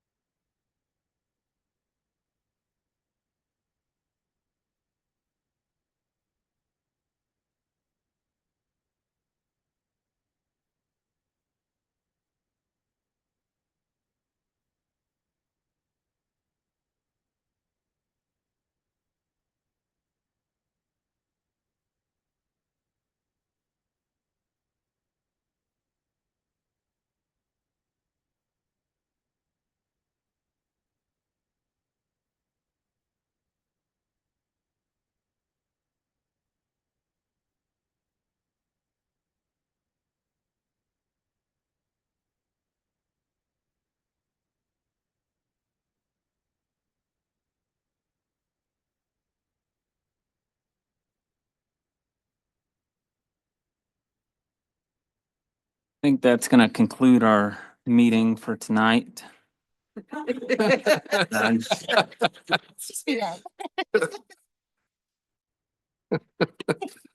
So wishful thinking here. Next up, we're gonna get into some staff, student, and or board reports. First up is gonna be the school consolidation update. And this is gonna be presented by Dr. Deborah Rumbaugh. Good evening again. Nice to see you. Thank you, Board and Dr. Burgess, for the opportunity to provide an update this evening.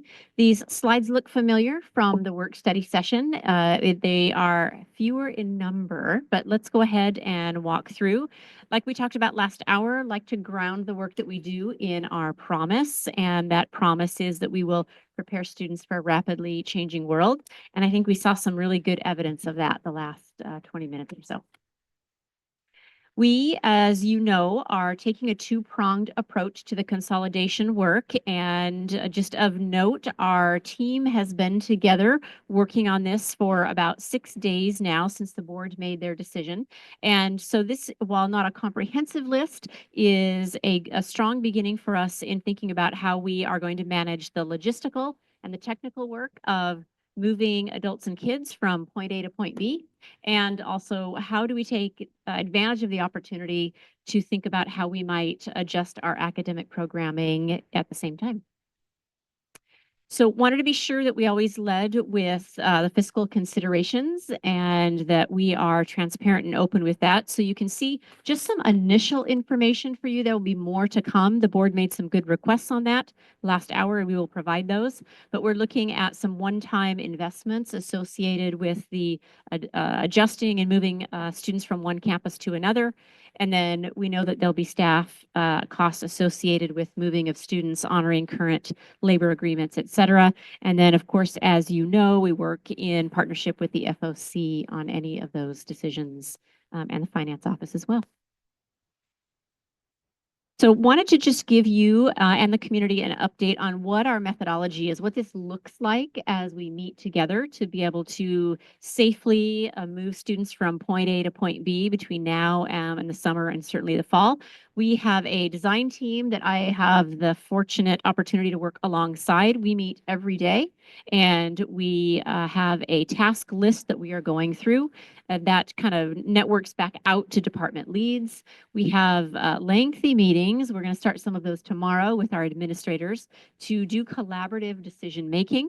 We mentioned last hour the importance of our staff and community feeling like this is a do with, not a do to opportunity. So we're committed to that. We do have a calendar that our Director of Communications and I are working on getting up on our website so the community can clearly see what will happen each month between now and September. And then lastly, being sure that we're able to calibrate and communicate with not only members of our staff and certainly the board, but the community as well. So communication, we mentioned last hour as well, you really cannot over communicate. And so the importance of being clear and concise. You will hopefully be happy to know that we have begun a weekly communication routine. We have some existing routines for communication already in process, but we're adding a layer to that. And every Friday we will be communicating with our staff. Our Director of Communication has updated and is in the process of still updating our website, where we will archive all of our communications. Those are open to the public. We will have FAQs, we'll have timelines up there, and we're really going to engage in what we lovingly call the COPE strategy, which is create once and publish everywhere. So we will continue to do that so that folks are well informed. And then wanted to just let you know that we had early conversations this week on what does success look like? And by that we mean, what are we going to wish we had done in January and February and March when the first day of school arrives in September. So you can see some of those are on there, but I really want to highlight that second bullet point, and that is that the design team and the district staff are collaborating and we're adjusting based upon staff feeling heard and our parents having the opportunity to give feedback as well. So again, going back to that concept of this is a do with, not a do to. And then that last bullet point is really the reason that we're here, that students are successful and that staff feel prepared in September for that very first day of school. Hard to read, but here is one version of our timeline. Our Director of Communication and I are going to work on getting this clean and easy to read and captures the tasks ahead of us, and we will be publishing that in multiple places. But this gives the board a little bit of an idea of what things are going to happen between February and June. And it's everything from collaborative decision making to providing instructions for staff, working with labor partners, packing up, and then celebrating the end of the school year in the way that we traditionally do, not losing that as part of finishing out the school year. And then we talked about this as well, but the really leveraging the board's existing policies on accountability as it relates to academics and school improvement. So how is it that we can think deeply about student performance in the Marysville School District and how this opportunity presents itself for us to reconfigure and at the same time really move the needle for our students as it relates to their academic performance. So some of the things that we have thought about and feel are really important are captured here. I want to point out the first bullet point, which is really to leverage the experts that we already have across the system. And so we know, as you saw here just a few minutes ago, that every school and every classroom and every department across the system really do have content area experts. So we want to leverage that, but we want to build coherence between schools across the system. One that I wanted to point out too is the third from the bottom, which is prioritizing core instruction and being sure that students have large blocks of time to focus on math, social studies, reading, and writing. And then lastly, how do we think about community members and parents as our academic partners, just as much as partners in the many other ways that they support us already?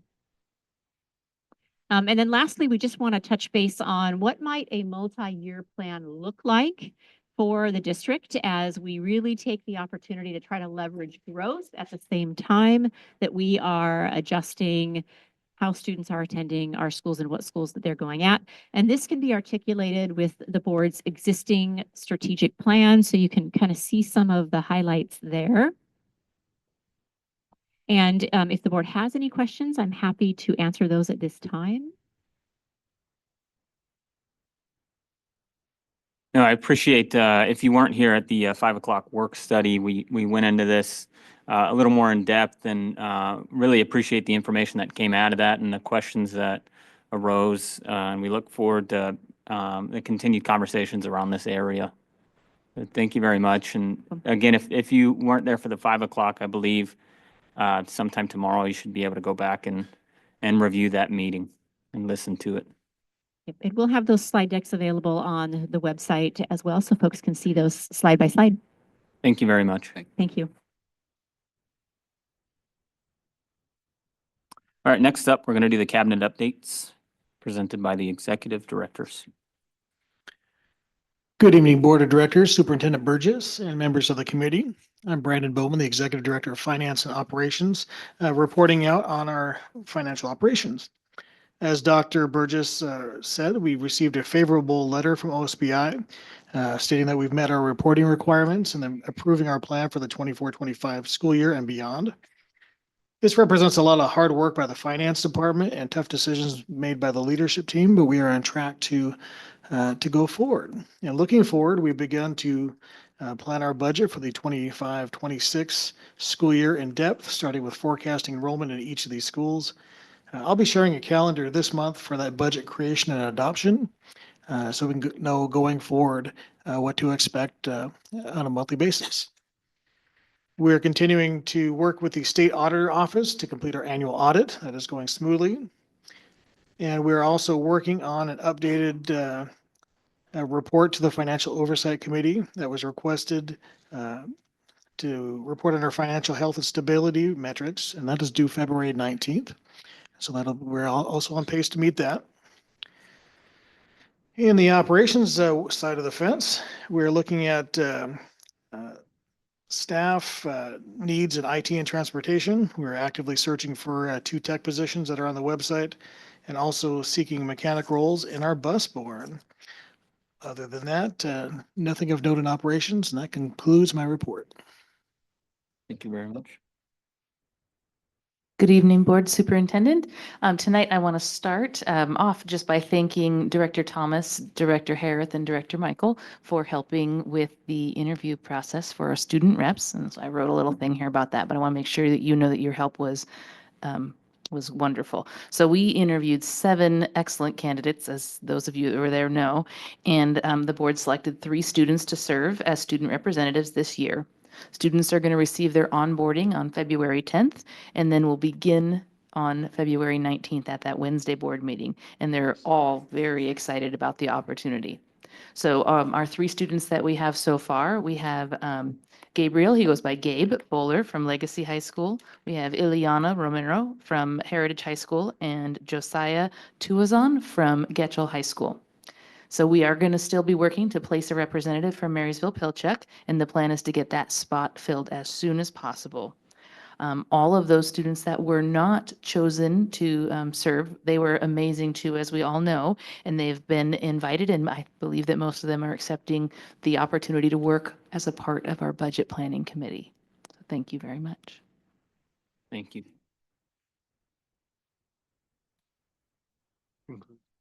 All righty. I'm sorry. You've got some in the back. Yeah, Lori. Lori Taylor, Interim Executive Director for Human Resources. I'd like to report that on January 25th, we had a job fair. I've been told by more senior staff than I that it was the most successful they've experienced. We had 52 attendees. We filled two positions, two para positions on the spot. We were able to take applications for substitute teachers, substitute paras, food service. I think it was an incredible success, particularly for an HR staff that did all the work with great support from Jody in publicizing the event. And I truly, last time I said you should be proud of them. I couldn't be prouder. We are entering into contract negotiations tomorrow with our labor partner, PSE, the folks who, as you heard frequently tonight, are the glue that keep the schools going and the district office going. We are completing a number of complex state and federal reports. And I'd like to thank Melissa, who's sitting at the end of the table, for her constant support with data gathering and analysis so that we can be timely and complete in our reporting requirements. And again, something we should be proud of and is a significant accomplishment going forward. Thank you all very much. We're going to move into upcoming events. It's going to be presented by Jody Runyon, Director of Communications. Thank you very much. Hello again. So there's a long list, but I want to point out a few different things. This week is National School Counseling Week, so we want to make sure and reach out district-wide and thank our counselors for the support they provide our students. On February 10th at Liberty Elementary School at 6 o'clock, we will have the public hearing. This is in accordance with the RCW. When a school is going to close a facility, a district is required to hold a public hearing on that facility closure. So there will be more information coming out about that, but that is at Liberty Elementary School on February 10th. And we will have a Spanish-speaking interpreter also for any parents that attend Liberty Elementary that need an interpreter. On our next school board meeting, I want to point out is on a Wednesday, February 19th. And I was remiss, I skipped over something happening on February 15th. And that is the Grove Groove Marimba Ensemble. So you may have saw a press release on that today. Pretty exciting. They will be in Spokane presenting, and I think it's going to be a very fun event for those in attendance. And that's for the National Association for Music Education. We've had one other band go from 10th Street a few years back. So it's pretty exciting for our district. Schultes is going to have a multicultural night on February 20th, and Hoops for Hope is coming up. Our second Budget Advisory Committee meeting will be on February 25th, 6 o'clock here in the boardroom. And we now have a date for PTSA Reflections, and that's going to be on February 26th at the Legacy High School Commons. So I didn't list off every single thing, but again, we could do something every night of the week. But we just want to make sure that everyone is aware of all of the events and activities happening in our district. And I just want to give a shout out again to the Grove Groove Music Ensemble. Wish them well and safe travels and success on their experience for the kids. Thank you very much. You're welcome. All right, at this time, we're going to jump into the hearing of business of visitors. I've got a list here that I'll read off. Here in a little bit, we'll have a timer up. Each speaker will have about 3 minutes to speak. You'll see that reflected in the green timer. Once that timer turns yellow, that means you have about 30 seconds left. And once it starts flashing red, that means your time is up. If you've got about 15 to 20 seconds to wrap up what you need to say, by all means, do that. But just keep in mind the people after you who need to speak as well. I'll read off the list. The first person that I have on the list is Mr. Preston Dewaskin. Hello, Preston. Good evening, Superintendent, Interim Superintendent Dr. Burgess, Board, Directors, community here tonight. Two different things. As you know, Olympia has already fired away. Most of you know I'm already off at work. We've got a lot going on. A free and reduced lunch bill is moving. I just testified today on behalf of myself. It sounds like we're going to get free and paid and reduced lunch in Washington State. Nobody should have to be forced to pay for it. I don't think we should have to go to someone's income and find out how much you make in order to get a free and reduced lunch. That's going to become tuition. We've had it for a long time since we've been a low poverty district, but thanks to them and thanks for making it a reality. We've got a lot going on in terms of teachers. I hope you're paying attention. There's a couple of bills out there that want to mandate more curriculum for teachers, especially substitutes. So if we continue moving forward to fill those gaps, I don't think this district's going to be able to afford to pay our teachers to do more training. I would really be watching these bills. A lot of them are going to hurt us really, really bad. I'm not going to say very much as I don't know much, but I know that you have people watching that, and I would continue to do so. Dr. Burgess, you and I are going to meet here soon. I've got a list to go over with you and a lot of stuff that I'm working on. I'm also concerned, do we have the district athletic director in the building? We do not, so I'm going to make this announcement and then you guys can deal with it the way you want. It is embarrassing to go to the two high schools today and know that no one wants to take care of our gyms. As an official in the WIAA who referees volleyball, I will tell you it is an embarrassment. We have major problems going on in terms of keeping our things in order. We do not have, the AD is no longer there.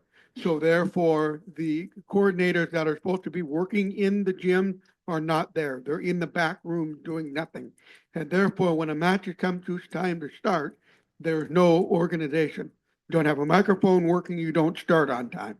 So as someone who graduated from this district 15 years ago and will continue to be supporting this district, I strongly encourage you to make sure your organization is running, because someone is going to be going to the WIA and saying something, and I don't think we need to have the state harping on it because we're not doing enough to maintain our student athlete. I'm not saying this to be rude in front of you, board. I'm saying to address that we need to do something when it comes to coordinating our program, especially indoor. Basketball, wrestling, all of that. Outdoors have been fine. And finally, I will tell you this. Thank you for all you've done for your students. I look forward to seeing what we can do to make Marysville students thrive for the rest of this year. Thank you very much. Thank you very much, Preston.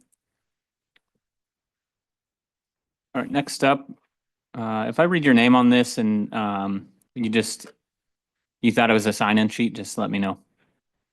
Courtney Shipley. Okay, Amelia Matwig, and you have 3 minutes, or sorry, 6 minutes total.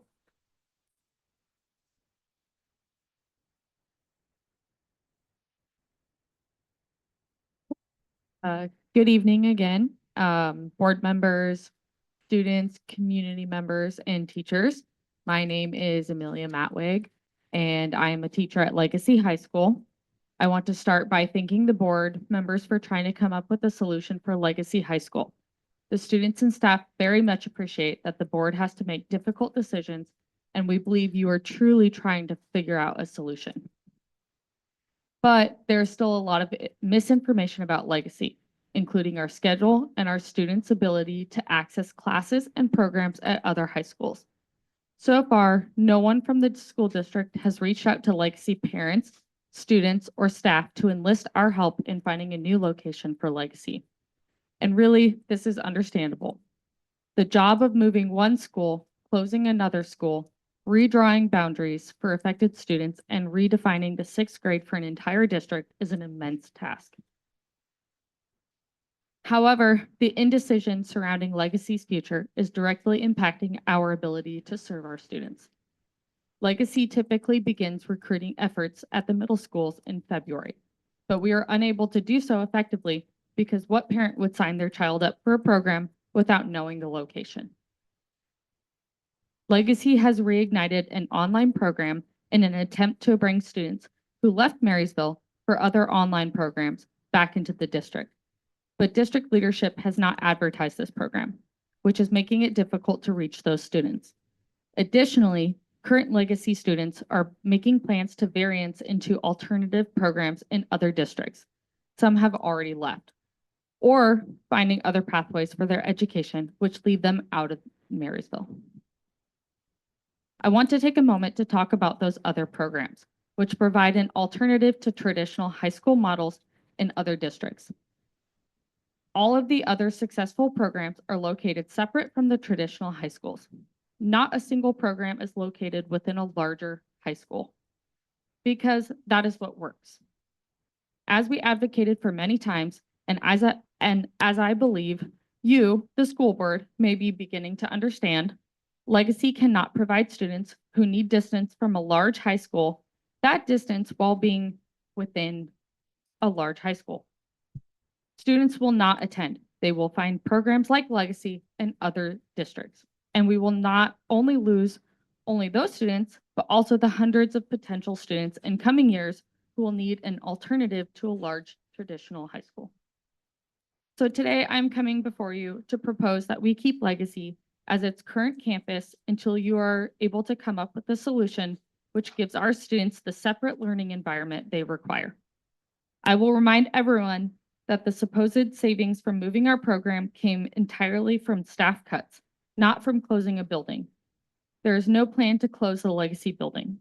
If at a later date, Legacy is to be moved, that decision needs to be made with the community, parent and teacher involvement, and Legacy should be given the same 90-day window to contest that decision that is being afforded to MMS and Liberty right now. The unknown location of Legacy High School is jeopardizing student enrollment and the success of the entire program. Thank you. Thank you very much.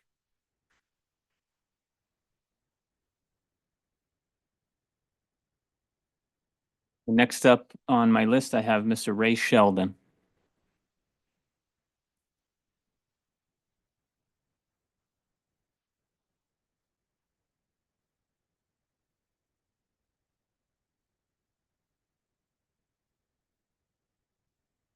Been a while. So was going to say something else, but I was reading on the website that the school closures, that I could say what I had to say on Monday about closing Legacy. For the simple person, it just read that we could talk about that. But I was going to go about the budget, but I'm changing. You know, now I've seen about 10 people, 10 kids, students, maybe more. Boy, and it has to change your guys' minds a little bit because I'm moving their schools. And more I find out, more people talk to me about things like that. We have so many other kids that are failing in the regular high schools. What is the price on a student being successful or not? I mean, there shouldn't be.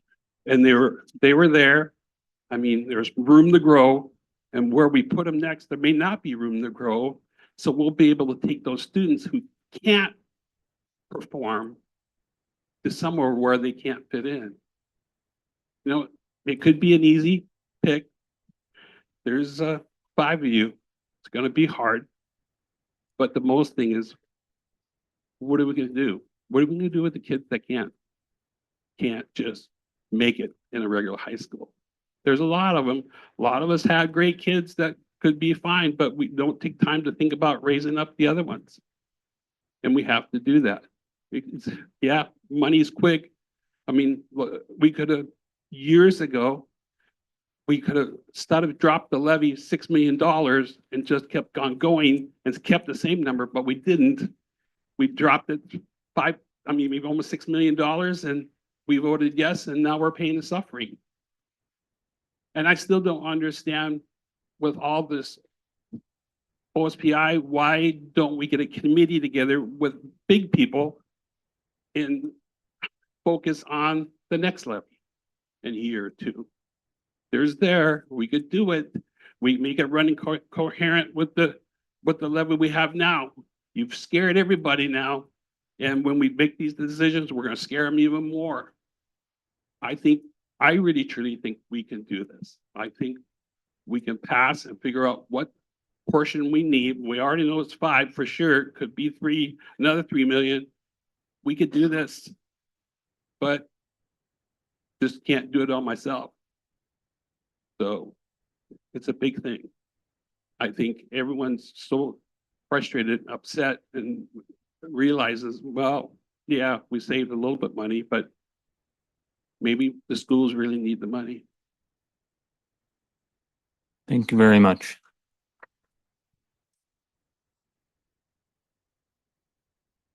Next up on my list, I have Ginny Baldrin. Signed in. No worries. That's going to conclude our public hearing. We're going to move on to the approval of minutes. Do I have a motion for the minutes? I move to approve the regular session minutes of January 22nd, 2025 as presented. Second. All right, motion and a second. Any discussion? All those in favor? Aye. Aye. Motion passes. We're going to move into the consent agenda. Do I have a motion on the consent agenda? I move to approve the consent agenda as presented. I'll second. All right, motion and a second. Any discussion? I will read off the gifts to the district presented in the consent agenda here. So we have the green and gold boosters as a contributor who gave a gift to MGHS Girls Wrestling. It's a monetary gift in the amount of $450.77. And the purpose of this gift is to encourage participation and involvement of MGHS Girls Wrestling. And the second gift, the contributor was the Kellogg Marsh PTA. This is a gift to Kellogg Marsh Elementary, monetary gift in the amount of $343.43. And the purpose of this gift is funds to help purchase new playground equipment. Total amount of gifts to the district being $794.20. So thank you very much to the Green and Gold Boosters as well as the Kellogg Marsh PTA. And I just would make a note that our requests for travel, they're all covered by either ASB or grant funds. There's some pretty neat opportunities that our kids are going to take advantage of. Thanks to the Association of Washington School Principals for an outdoor school grant, and then money raised by ASB and other organizations. So thanks to those groups. Yeah, as a former counselor at Camp Orkyla, I know the kids are going to enjoy that. It's one of my favorite places in the entire world. And so it's cool to see over 100 students get to go there for outdoor education. I'd also like to note, I'm sure that our staff that aren't mentioned here that actually coordinate with these organizations to ensure that these grants take place. And they really, they're not heralded here, but they really do need recognition for what they do to make these sorts of things possible. Absolutely. Or any other discussion on the consent agenda? All those in favor? Aye. Aye. Motion passes. All right, we're gonna move into the board action portion. First up is policy 2415 for second reading and adoption. This is gonna be presented by Vonnie Walker, Executive Director of Secondary Schools.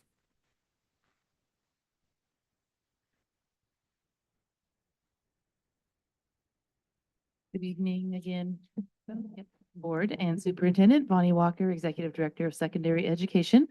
I bring forward to you today, hopefully you got a chance to read over all of this. This was actually first presented at an August board meeting for first reading, and I apologize, we did not get it back in front of you for second reading. So it's a great, positive, supportive program. What we're asking is that we adopt the proposed WASDA created model, which helps students getting their graduation pathway met in a performance-based model. The student board, or excuse me, the State Board of Education, SBE, they provide for us the minimum expectations, including scoring rubrics and ways that students need to complete this pathway, which is outlined in the procedure. And currently, Heritage High School and Legacy High School are benefiting from this policy as it aligns with big picture and mastery-based learning models. And those models that both of those schools have adopted. In addition, I have had more than one counselor from our other two high schools reach out with interest, wondering if we are working towards this because they would like to begin to start to be creative in helping our students meet these pathway requirements. Thank you very much. Do I have a motion? I move to approve the second reading and adoption of policy 2415, performance-based pathway for high school graduation. I second. All right, motion and a second discussion. I do remember when you brought this to us in August. We talked about it in length, and I did have a lot of questions answered, and I appreciate that. This essentially opens up that model to all of our high schools and not just Legacy and Heritage. Correct. There's plans in place right now where they have already got those developed at those two buildings, but this will open it up for all buildings. And as you saw in the policy and procedure, it does take oversight. So it doesn't necessarily just mean that anybody can start making things up. There is some oversight to make sure that it hits certain markers and rubrics in order to be used. Any other questions or? I've got those three quick general questions. When typically is the decision made by a student to enter the performance-based pathway? Is that at the end of sophomore year? Is it, is it earlier? When do they make that decision? There's not I don't want to say that it's set right away. Usually we are working with our students early in their freshman and sophomore years to set that pathway. A lot of our students go directly into CTE and finish their pathway up early, but it really depends on each student and what they choose. Sometimes students will not get engaged in their full pathway until a little later. Sometimes they attempt a pathway and change their mind because maybe they needed to change routes along the way, but freshman and sophomore year heavily dedicated to trying to get that big requirement out of the way in case they do need some change of direction. Second, I read through I won't say I read through all 58 pages of the OSPI model, but I looked at it over and was glad to see there's, standards lists and rubrics and tasks sort of things. How often is the tools are there? How often is that monitored for students? Is that on a monthly basis, a quarterly basis, a weekly kind of thing? How is it that? So my curiosity is to get to the very end and go, oh my gosh, I still need to do this and this and this and this, knowing how students operate. So right now, Heritage is our strongest model user of this model. They've got it set and they're going through it, and they're constantly looking at it all the time. Students do every trimester have to give updates and presentations. They also, when you read in the policy, it talks about how the students have to create their plan and then present it for approval. Within that plan that they create, it has markers that they need to then use to show progress along the way. So there they've got a real nice formal system. It's taken them about 2 years to work out the bugs in that, but with the help of Melissa, who's over here, and Nathan Plummer and their whole staff, that one is really, we're right at that little fine tuning at the end, but this was one piece that they needed to have in place. So that's an example of how that works. Final one is with the internship opportunities and those sort of connections. Are students, do we have an like an ongoing, I guess, like a pipeline, I guess, for certain people that we connect with, or are the students responsible for going out and finding those on their own? Or are there certain places to say, oh, hey, we have done this before, we like, are Yeah, getting so having for the students? internships at Heritage, if that's the ones that you're talking about, we have a coordinator. His name is Matt Tate, and he does a lot of what you're talking about where we bring people in. So it's kind of it's kind of twofold, really. Students can go out and find others, but we also are constantly bringing in and then re-engaging and getting those students opportunities with so both, I guess is the best way to say that. Thanks. If you ever want to visit the school in the morning, you'll see they'll start going over a list of opportunities that are coming up for kids if they're interested in. That's a constant. This is coming up, this is coming up, this is some way that you might be able to get engaged, those kinds of things. Thanks. Since we've been doing this with Heritage for the past couple of years now, when this opens up to all the other schools, we kind of have we already have a Rolodex built of all of these resources out in the community that we can use, right? So that's nice, right? Yeah, and I'd if it imagine went- that took some time to build that. Yeah, it's a with our win-win for both. I think it's a win for the students and for those community organizations that are using these students. They're great workers and they're a benefit for them in their companies getting to train them before they ever get there, right? All that onboarding we talk about with all the other things we do, it's really neat. They have an opportunity to meet students and train them up the way they would love them to enter the workforce. So we'll continue to grow that. It's a great tool.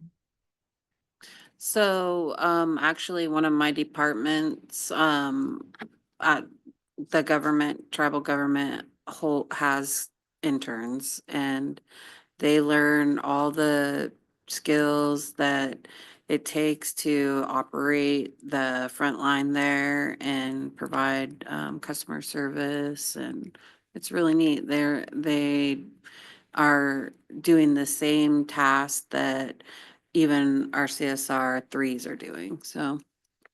And you have that connection with our big picture learning at Heritage. Is that what you're saying Mhm. already? Yeah, we have interns that work in some of my departments. Thank you for that. Any other questions or discussion? Yeah, big picture learning is a really neat opportunity. So as Heritage has been refining that, I know that people are watching. It's a cool opportunity.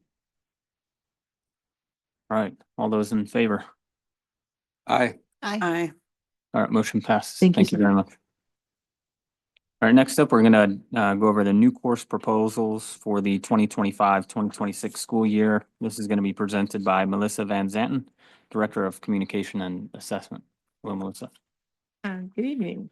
I was here at the last board meeting, and during that time, I shared 4 classes.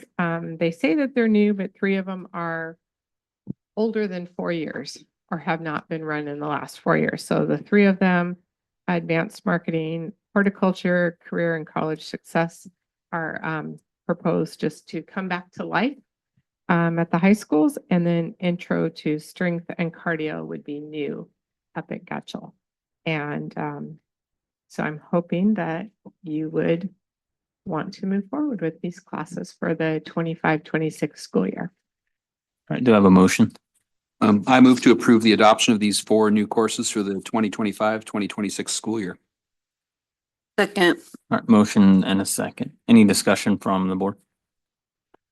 I think it'd be interesting, after these are introduced to report back to the board what's the demand is for these classes. I think we're assuming that a number of students are going to be interested in that, but it'd be interesting to find that out. Okay. I was gonna say, I would almost broaden that request because I guess I would be curious to see what's popular and what's not in terms of high school classes. And furthermore, to see where your actions really manifest themselves in terms of student engagement. That's a wonderful way for us to tie that all together. Yeah. I've already had a phone call from 2 teachers about the horticulture class. Did it pass? Did it pass? I said, you have to wait until after tonight. I love that it's staff driven, that there's some excitement there too. That's great.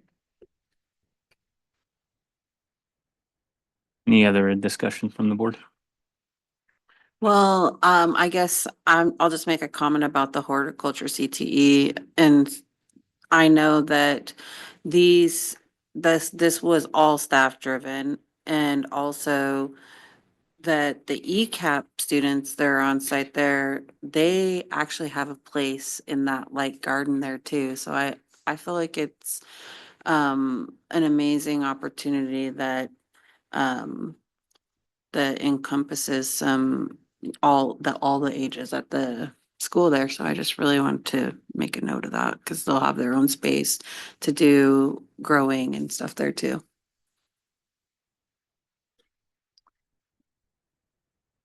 I know we, Dr. Deborah Rumball, you talked about, at the 5 o'clock that there's the what, and then, developing the how as far as our strategic goals. And then I would even go one step further and, what you were talking about is, bringing to the board what the return on investment is for those things.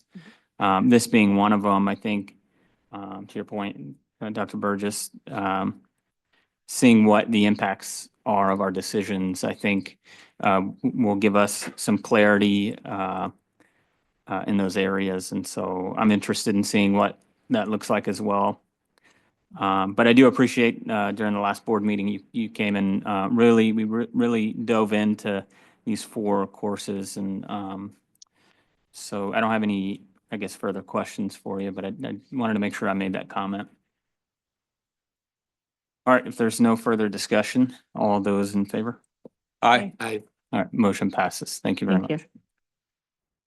All right, next up, number 3, temporary suspension of policy 3131, student transfers, presented by Jody Runyon, Director of Communications. Hello again, and Ms. Bonnie Walker, if you want to join me. So we have some thought partners in this work, and you did not get an information report on this in advance like we would typically do because of the timeliness of this request, and I'll explain more about that now. So throughout this work, there has been some thought partners in it, and that includes Dr. Burgess, Dr. Rumbaugh with the school consolidation work we're doing, Lori Knudsen, Vonnie Walker, and Dana Worth, who is our truancy district associate, but also works with us on school transfers. Yeah. So what we are asking the board to consider tonight is to suspend policy 3131 transfers, and this is relating to in-district transfers, meaning someone who wants to make a request to transfer from one school to another school. So it would be perhaps their neighborhood school to a school outside of their neighborhood school, but within the Marysville School District. And the reason that we are asking for the board to consider suspension of the policy, the procedure, okay, I want to be clear on this because the policy does not state a timeline, but the procedure does.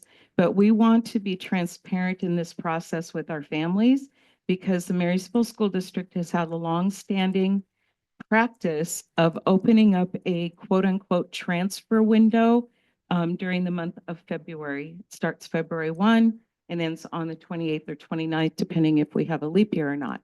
So we are looking at doing a deeper dive into our practices around school to school transfers. And in our discussions, we thought the timing of this would be really good to take a deeper look at this now, especially with the proposed potential changes that are coming up within our schools. So suspending the policy allows us to do that work and stick with a timeline that we can try to meet before a lot of the decisions are made on final decisions, I should say. So essentially, we're just simply asking to suspend the policy So we can do some more research, a deeper dive, but possibly we may want to bring a revised policy and a revised procedure forward that would replace the current practice that we do. So we haven't fleshed all of that out yet, but as we started to look deeper into it, we realized that we are not, this is February 3rd. We have not met our February 1, like we say we will do. So when we look at opening up for transfers for some of our option, or sometimes we call them choice programs, that window will move to March 1. But in the interim, the February window, we need to table, and to do so, we'd like to suspend the policy. I'd like to add one thing to that, once this mosquito gets away from me, but, there. So, okay, I'm guilty. No, I want to share that there will be exceptions, made based upon, unique circumstances, but, you know, with all the turmoil that we currently are experiencing with the changes, with school consolidation, to add one more variable to that that might impact staffing, might be a little bit beyond our scope. But the individual outliers, there will be an appeal process, and I drew the short straw, so parents that want that, a meeting will have that meeting with me. Okay. Follow that? So if there are exceptions, something exceptional in nature, where a parent wants to appeal that, then that meeting would take place with the superintendent. Appeal policy suspension or? Let me take a motion on this and then we'll dive into some discussion. Okay. I have a motion for, I move to temporarily suspend policy 3131 related to in-district transfer requests for students to allow staff time to research, review, and update practices, policies, and procedures. I'll second. all right, motion and a second. Go ahead. I'm curious about what are extenuating circumstances, that you would, Well, what, if it wasn't for, if we're suspending it for everybody, then what is an extenuating circumstance for some? I guess. well, is- one thing that comes to my mind would be if a student was experiencing bullying in another school setting, that would be something that would pop to the top of my list. But there may be very different things that I haven't even contemplated, but I want to make sure that I enter into all those conversations with an open mind. But also, I don't want to just open up the floodgates so people are lined outside my office. Simply because there's a huge amount of work that needs to get done. But I do want us to be responsive to our public and our student needs. So essentially what I'm hearing is that we're just pressing pause for a couple of weeks on the in-district transfers, except in maybe extraordinary circumstances. But the general things that we would be doing at this time of the year, we're just going to push that out until March. Is that? Yes, but we do definitely want to take a deeper look at our policy and practices. We could potentially be making some changes, but as Dr. Burgess is saying, when we get to the window, when we do open it, whatever that window may look like at that time, that he will address any extenuating circumstances. Okay. I think when you bring those things back to the board, I would really appreciate a fuller conversation about what our current practices are, how it works, who's making the call about different things. I think it's an area that, at least in my time in the community and on the board, I think there's just room for education, right? Different rumors and different things come up. Oh, I was told this school is closed to taking enrollment, or, so I think I think it would be helpful to our community to understand our process a little bit better. And then I think the other piece of that, and I think what I'm understanding is that for some of the choice programs and then for legacy, that would maybe put some of that on hold because they would do some of that work then a little bit later. Is that correct? Right. Okay. Okay. I have a few questions. I think what we're saying is this February 1st through June 1st period is for making decisions about transferring students for the upcoming school year, the 2025, 2026. Correct. Okay. And it includes both assigning, if someone wants to just transfer school, transfer out of their neighborhood school to a different school, as well as students who wish to go into a choice program like 10th Street or the Co-op or Legacy or something like that as well. Correct. I guess my first concern is in something that was discussed during the work study is making sure that we do not have to adjust elementary school boundaries because we're adding sixth grade. I mean, I heard at the work study that the capacity of the elementary schools is sufficient that the current fifth graders will be able to go to sixth grade, and we won't have to adjust the school boundaries because we may have to move some portables, but basically all the fifth grade students in current elementary schools will continue in that. I guess I would be very concerned if that changed, that parents would have an opportunity to request a transfer based on whatever particular circumstances they have. So that's one concern I have. And I hope that would be addressed in the policy or the scheduling of the timing. The other thing is, of course, I don't think it's gonna be readily apparent to current middle school parents and students where they will be going next year.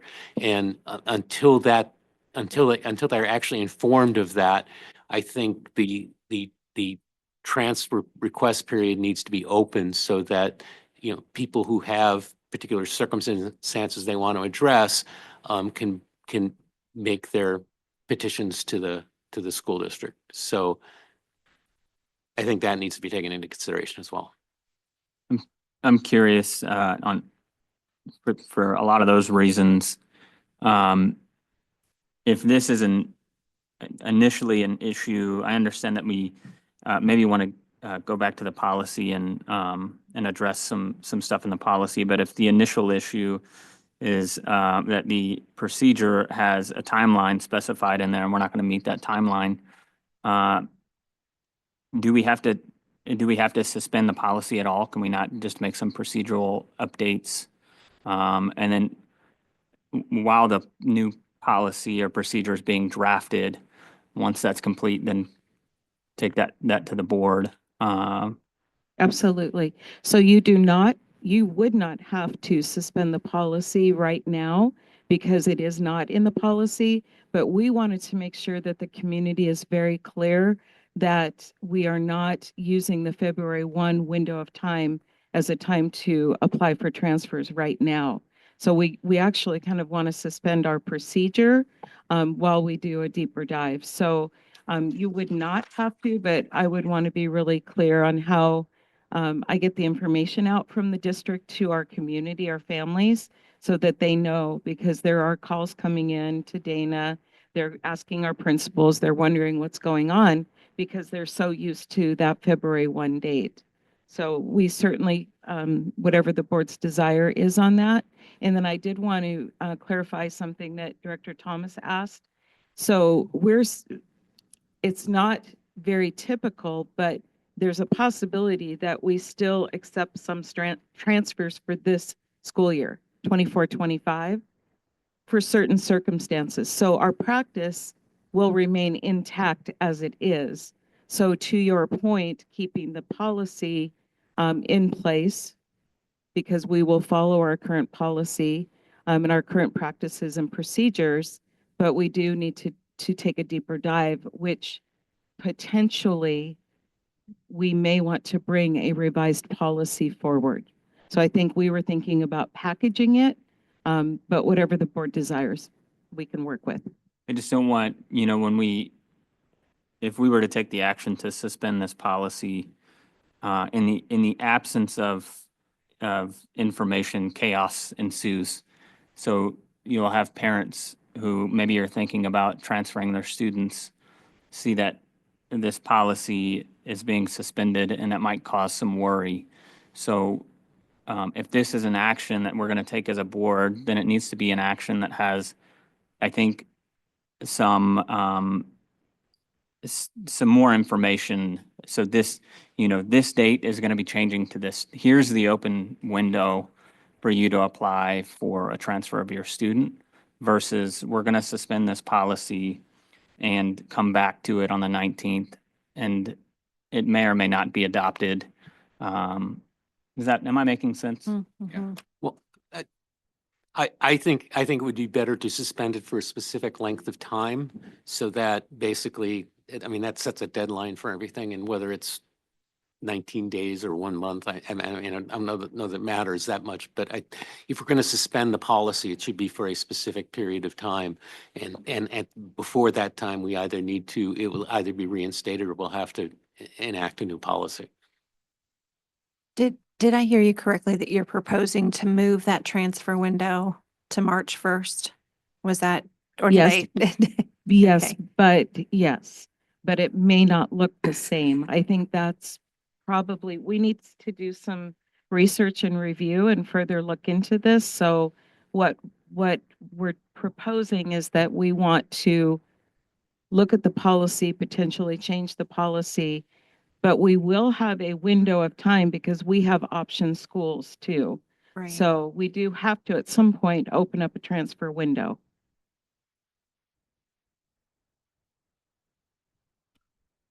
Just in my experience, I've never been in a district that had policy like this, so it's very unique. And quite often it has staffing implications. And now that we've got elementary schools that are getting closer to their capacity, it's conceivable that we could be in trouble with that. So we'll probably be in the process of trying to close some of those schools like we have historically, saying this particular school is not open for transfers based upon capacity. So just to make sure you know that. So during this, let me see here. Let me just.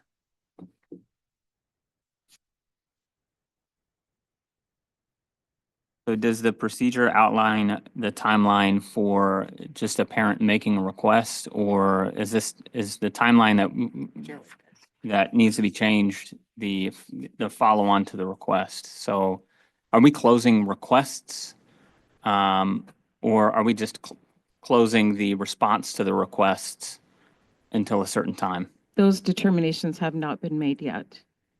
But the procedure states that the transfer window opens February 1, and we've missed that window.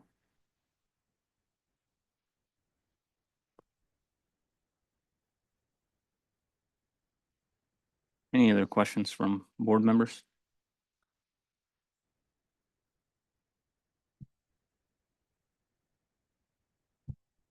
I'm just hesitant to suspend a policy if there's nothing there to replace it with.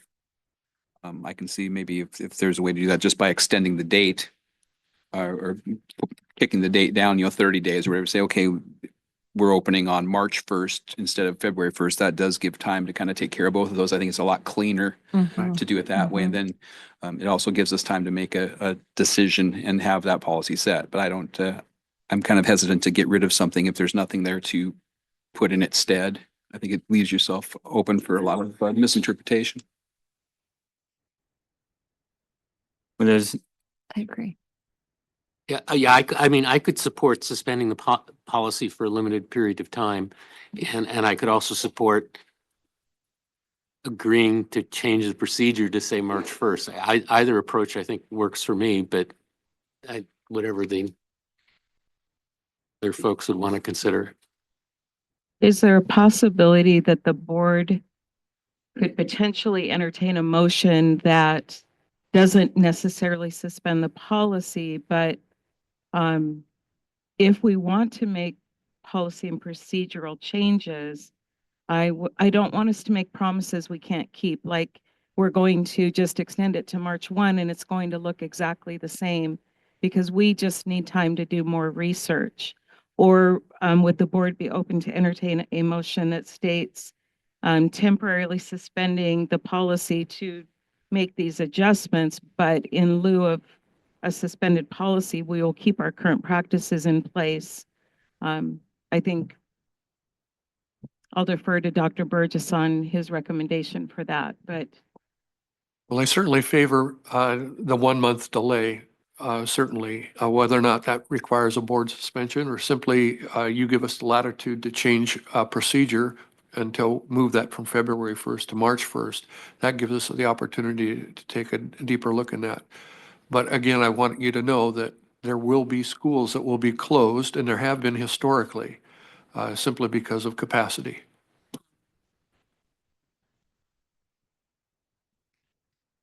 I think for me, it's, I like the latter option. Obviously, this is going to be a board decision, but of course, you, Dr. Burgess, you and your team own the procedural part of this. So if there are procedural changes that need to be made, you have that authority. And ideally, I think if we don't have to suspend, if the current policy would still work under the revision of the procedure, then I don't think that there's a need to suspend the policy. But I do think that if changes are going to be made in the procedure, that communication needs to be sent out wholly and fully to our community so that the community understands the expectations for next school year. And certainly before we did anything like this, we wanted to make sure we got it on your radar because no surprises. Yeah. I really appreciate that. Like I said, I think this is an area of community interest, and it's certainly something that I typically hear about. And then we heard tonight too from our folks at Legacy, right? Having that uncertainty makes it challenging if you have a program that people might be opting into. So I think, and I think we're at just a unique period of time where we're making a lot of adjustments. So there is some uncertainty until things kind of get sorted out. So. All right, so since you have the authority to change procedures, I don't know if we need to make a motion or if we just, vote on the current motion as it stands. Technically, you should vote on the motion. Yeah. And it appears as if the change in procedure is something that you're comfortable with. So I will do that without a positive vote on this change in policy. All right, with that, I'll take a vote. All those in favor? All right, all those opposed? No. No. Yeah. We're supposed to say Yeah, nay. I no. feel like we never say Yes, I'm next. no. And how'd that feel? That's funny.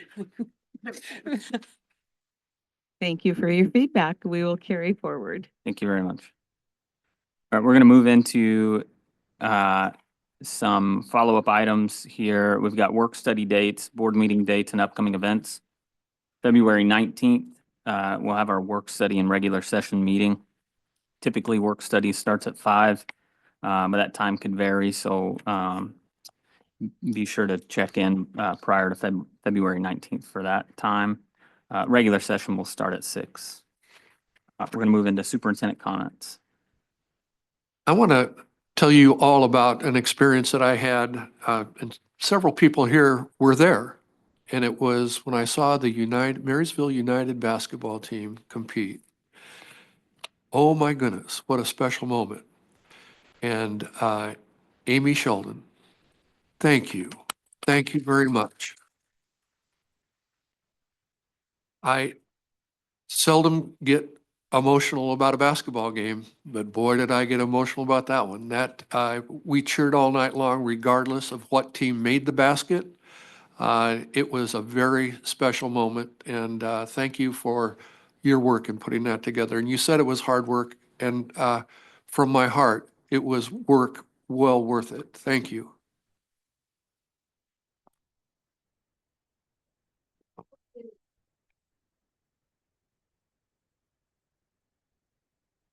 Thank you for that.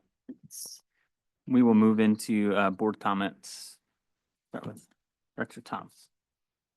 Well, first off, I have to say that I was impressed and moved by the student performance that started this. I think that was great. I hope we continue to do this. It was really great hearing from the students from QCT, and I very much enjoyed that. And then second, I've got to say, with regard to the work study, there is an incredible amount of work that needs to get done here to make this happen. But I think we're off to a good start, and I hope we continue along the path that we're going on, because I think there's a lot of thought being put into this, and there's a lot of desire to make sure that this consolidation reorganization is successful. So I think that will be very helpful. I'm really anxious to see the opportunities that arise from this consolidation, this reorganization. I know we are closing a school and we're affecting a lot of folks, but it seems like there are enormous opportunities to be taken advantage of, and I'm anxious to see how we do that.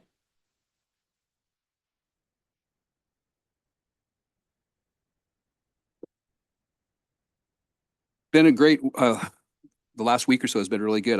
Again, echoing Dr. Walker's comments, it was great being on the panel for the student interviews. It's about time that the year is halfway done that we've got that up and going. We truly couldn't have made a bad choice. We were joking that, you could have pulled names out of a hat and still wound up with a real stellar group of students. So that was fun to be a part of that. Was able to attend the first budget advisory committee meeting. So that was also a good thing, where we're getting these committees up and going. I know people have been kind of, when are you going to get this done? When are you going to get this done? Well, we're starting to move. We're starting to make some progress. So that was good. There was some really top-notch people and some really good comments. I think we're off to a really good start there.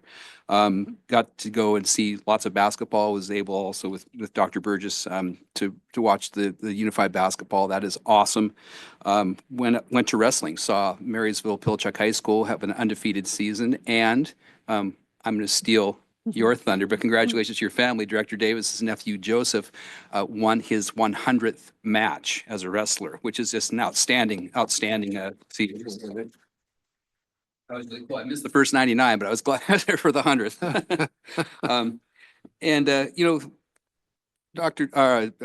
Director Thomas is right. There is lots of difficult work ahead, but what's made me feel good is the word tonight that keeps coming up over and over and over is opportunity.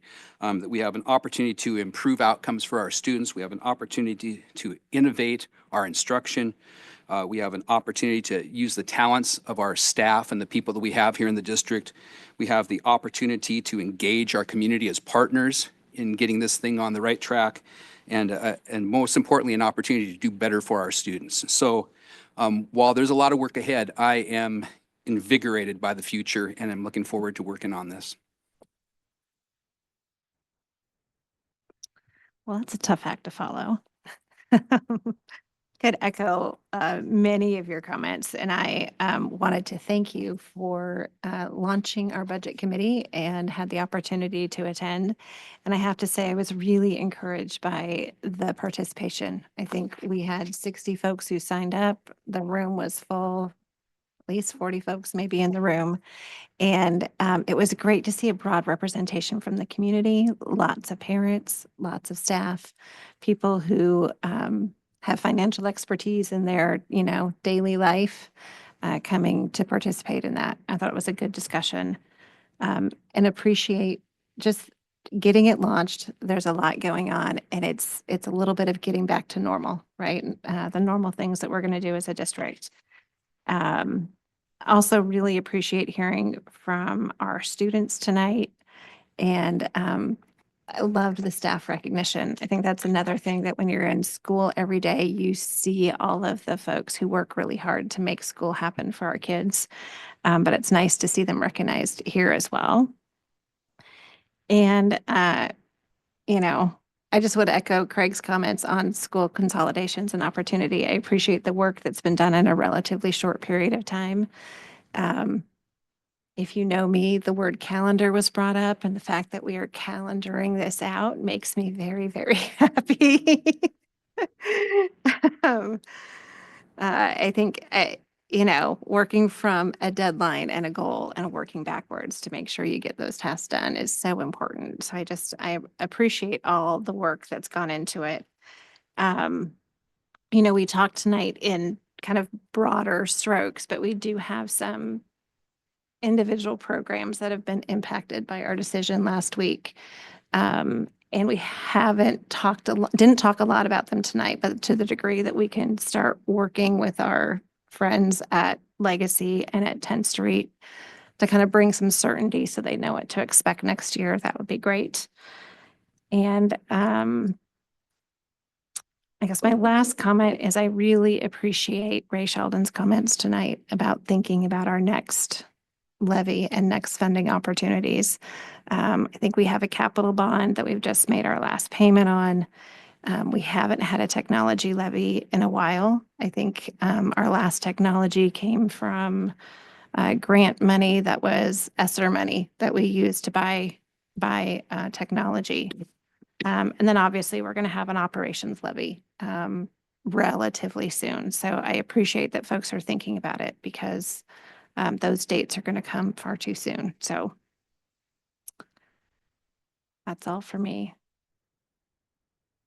Haslachel, good evening, everybody. On my way here, I saw folks were protesting on 4th Street, and we saw all the Mexican flags out, and I just want to bring back to the forefront that we still have a population of students who are worried for their safety, they're worried for their family's safety, and I have not seen us do something yet to address those fears as a district. And I don't think that that is acceptable. I feel like we need to ensure that we're at least getting information to these families about what their rights are for their students. I'd be curious if our attendance rates have gone down for our students that are English language learning families, Hispanic families, due to the situation the state that we're in with ICE, and that they feel very threatened. So I just feel it's very important to make that comment on the record. And I am always open to attending a meeting with families too. I think we owe it to our families. So I also want to say thank you, Dr. Rumbaugh, for your good presentation, your work, and putting together a team and just hitting the ground running, because it is an immense task and that we're faced with. And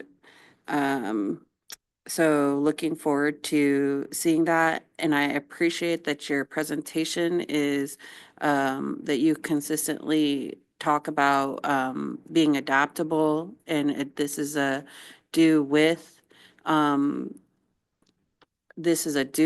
not to. I think that matters, and that's how we're going to move forward and achieve. So I appreciate that. I think that's all my comments. Thank you all very much. And as always, oh yeah, go ahead. I'm sorry, one more Yeah. thing that I just saw, Mhm. that I think it would be nice to see a plan for just how we're following any unknowns that might be happening with the federal changes that all the orders that are coming down, and Preston discussed free and reduced lunch, that Washington State might pick that up, but I just think it's important that we pay attention to that and that we have a plan for how we're monitoring situation. Thank you very much. When we get we always get to me and it seems like all of you have thought about everything to talk about. And so I guess, do I talk about like Luka being traded to the Lakers, or do I talk about like the snow? There's nothing more that I could say that I don't think has already been said better than I could say it. We have a staff member who broke her ankle, and she has an operation set for tomorrow. So, do you want to? Well, she's not here right now, but Jane Gibson broke her ankle doing one of the things that she loves, and that's roller skating. And it's not without risk as we age. And she just said to me, she said, I was just skating backwards and I've done it 100 times. And by the way, I broke my ankle in 3 places. So I'm without the brains of the outfit, and I'll stumble through my day because she's not going to be there. But yeah, I'll definitely miss her. But I got my fingers crossed and prayers for her tomorrow as she goes under surgery. And she showed me what the surgeon has in mind. And oh my goodness. My response to her was, when she showed me those pictures electronically, I said, oh my, I'm at a loss for words. It's a lot, and the healing process is a lot after that. So I know that I'm going to miss her a great deal while she's out. She showed up for work today. I couldn't even believe it, but she's an incredible presence here in this district. Yeah, Jane does a lot in the background, a lot of work, and so thoughts and prayers for her and the doctors that are operating on her. I do thank everybody who's in the audience and who's on Zoom tonight, who's stuck with us. This is one of our shorter meetings. But as always, your presence to the very end is important to us. And again, our next board meeting is on the 19th of February, and we have a work study before that, starting around 5. So thank you very much, and everybody drive safe in the next few days when the snow falls. And again, thanks.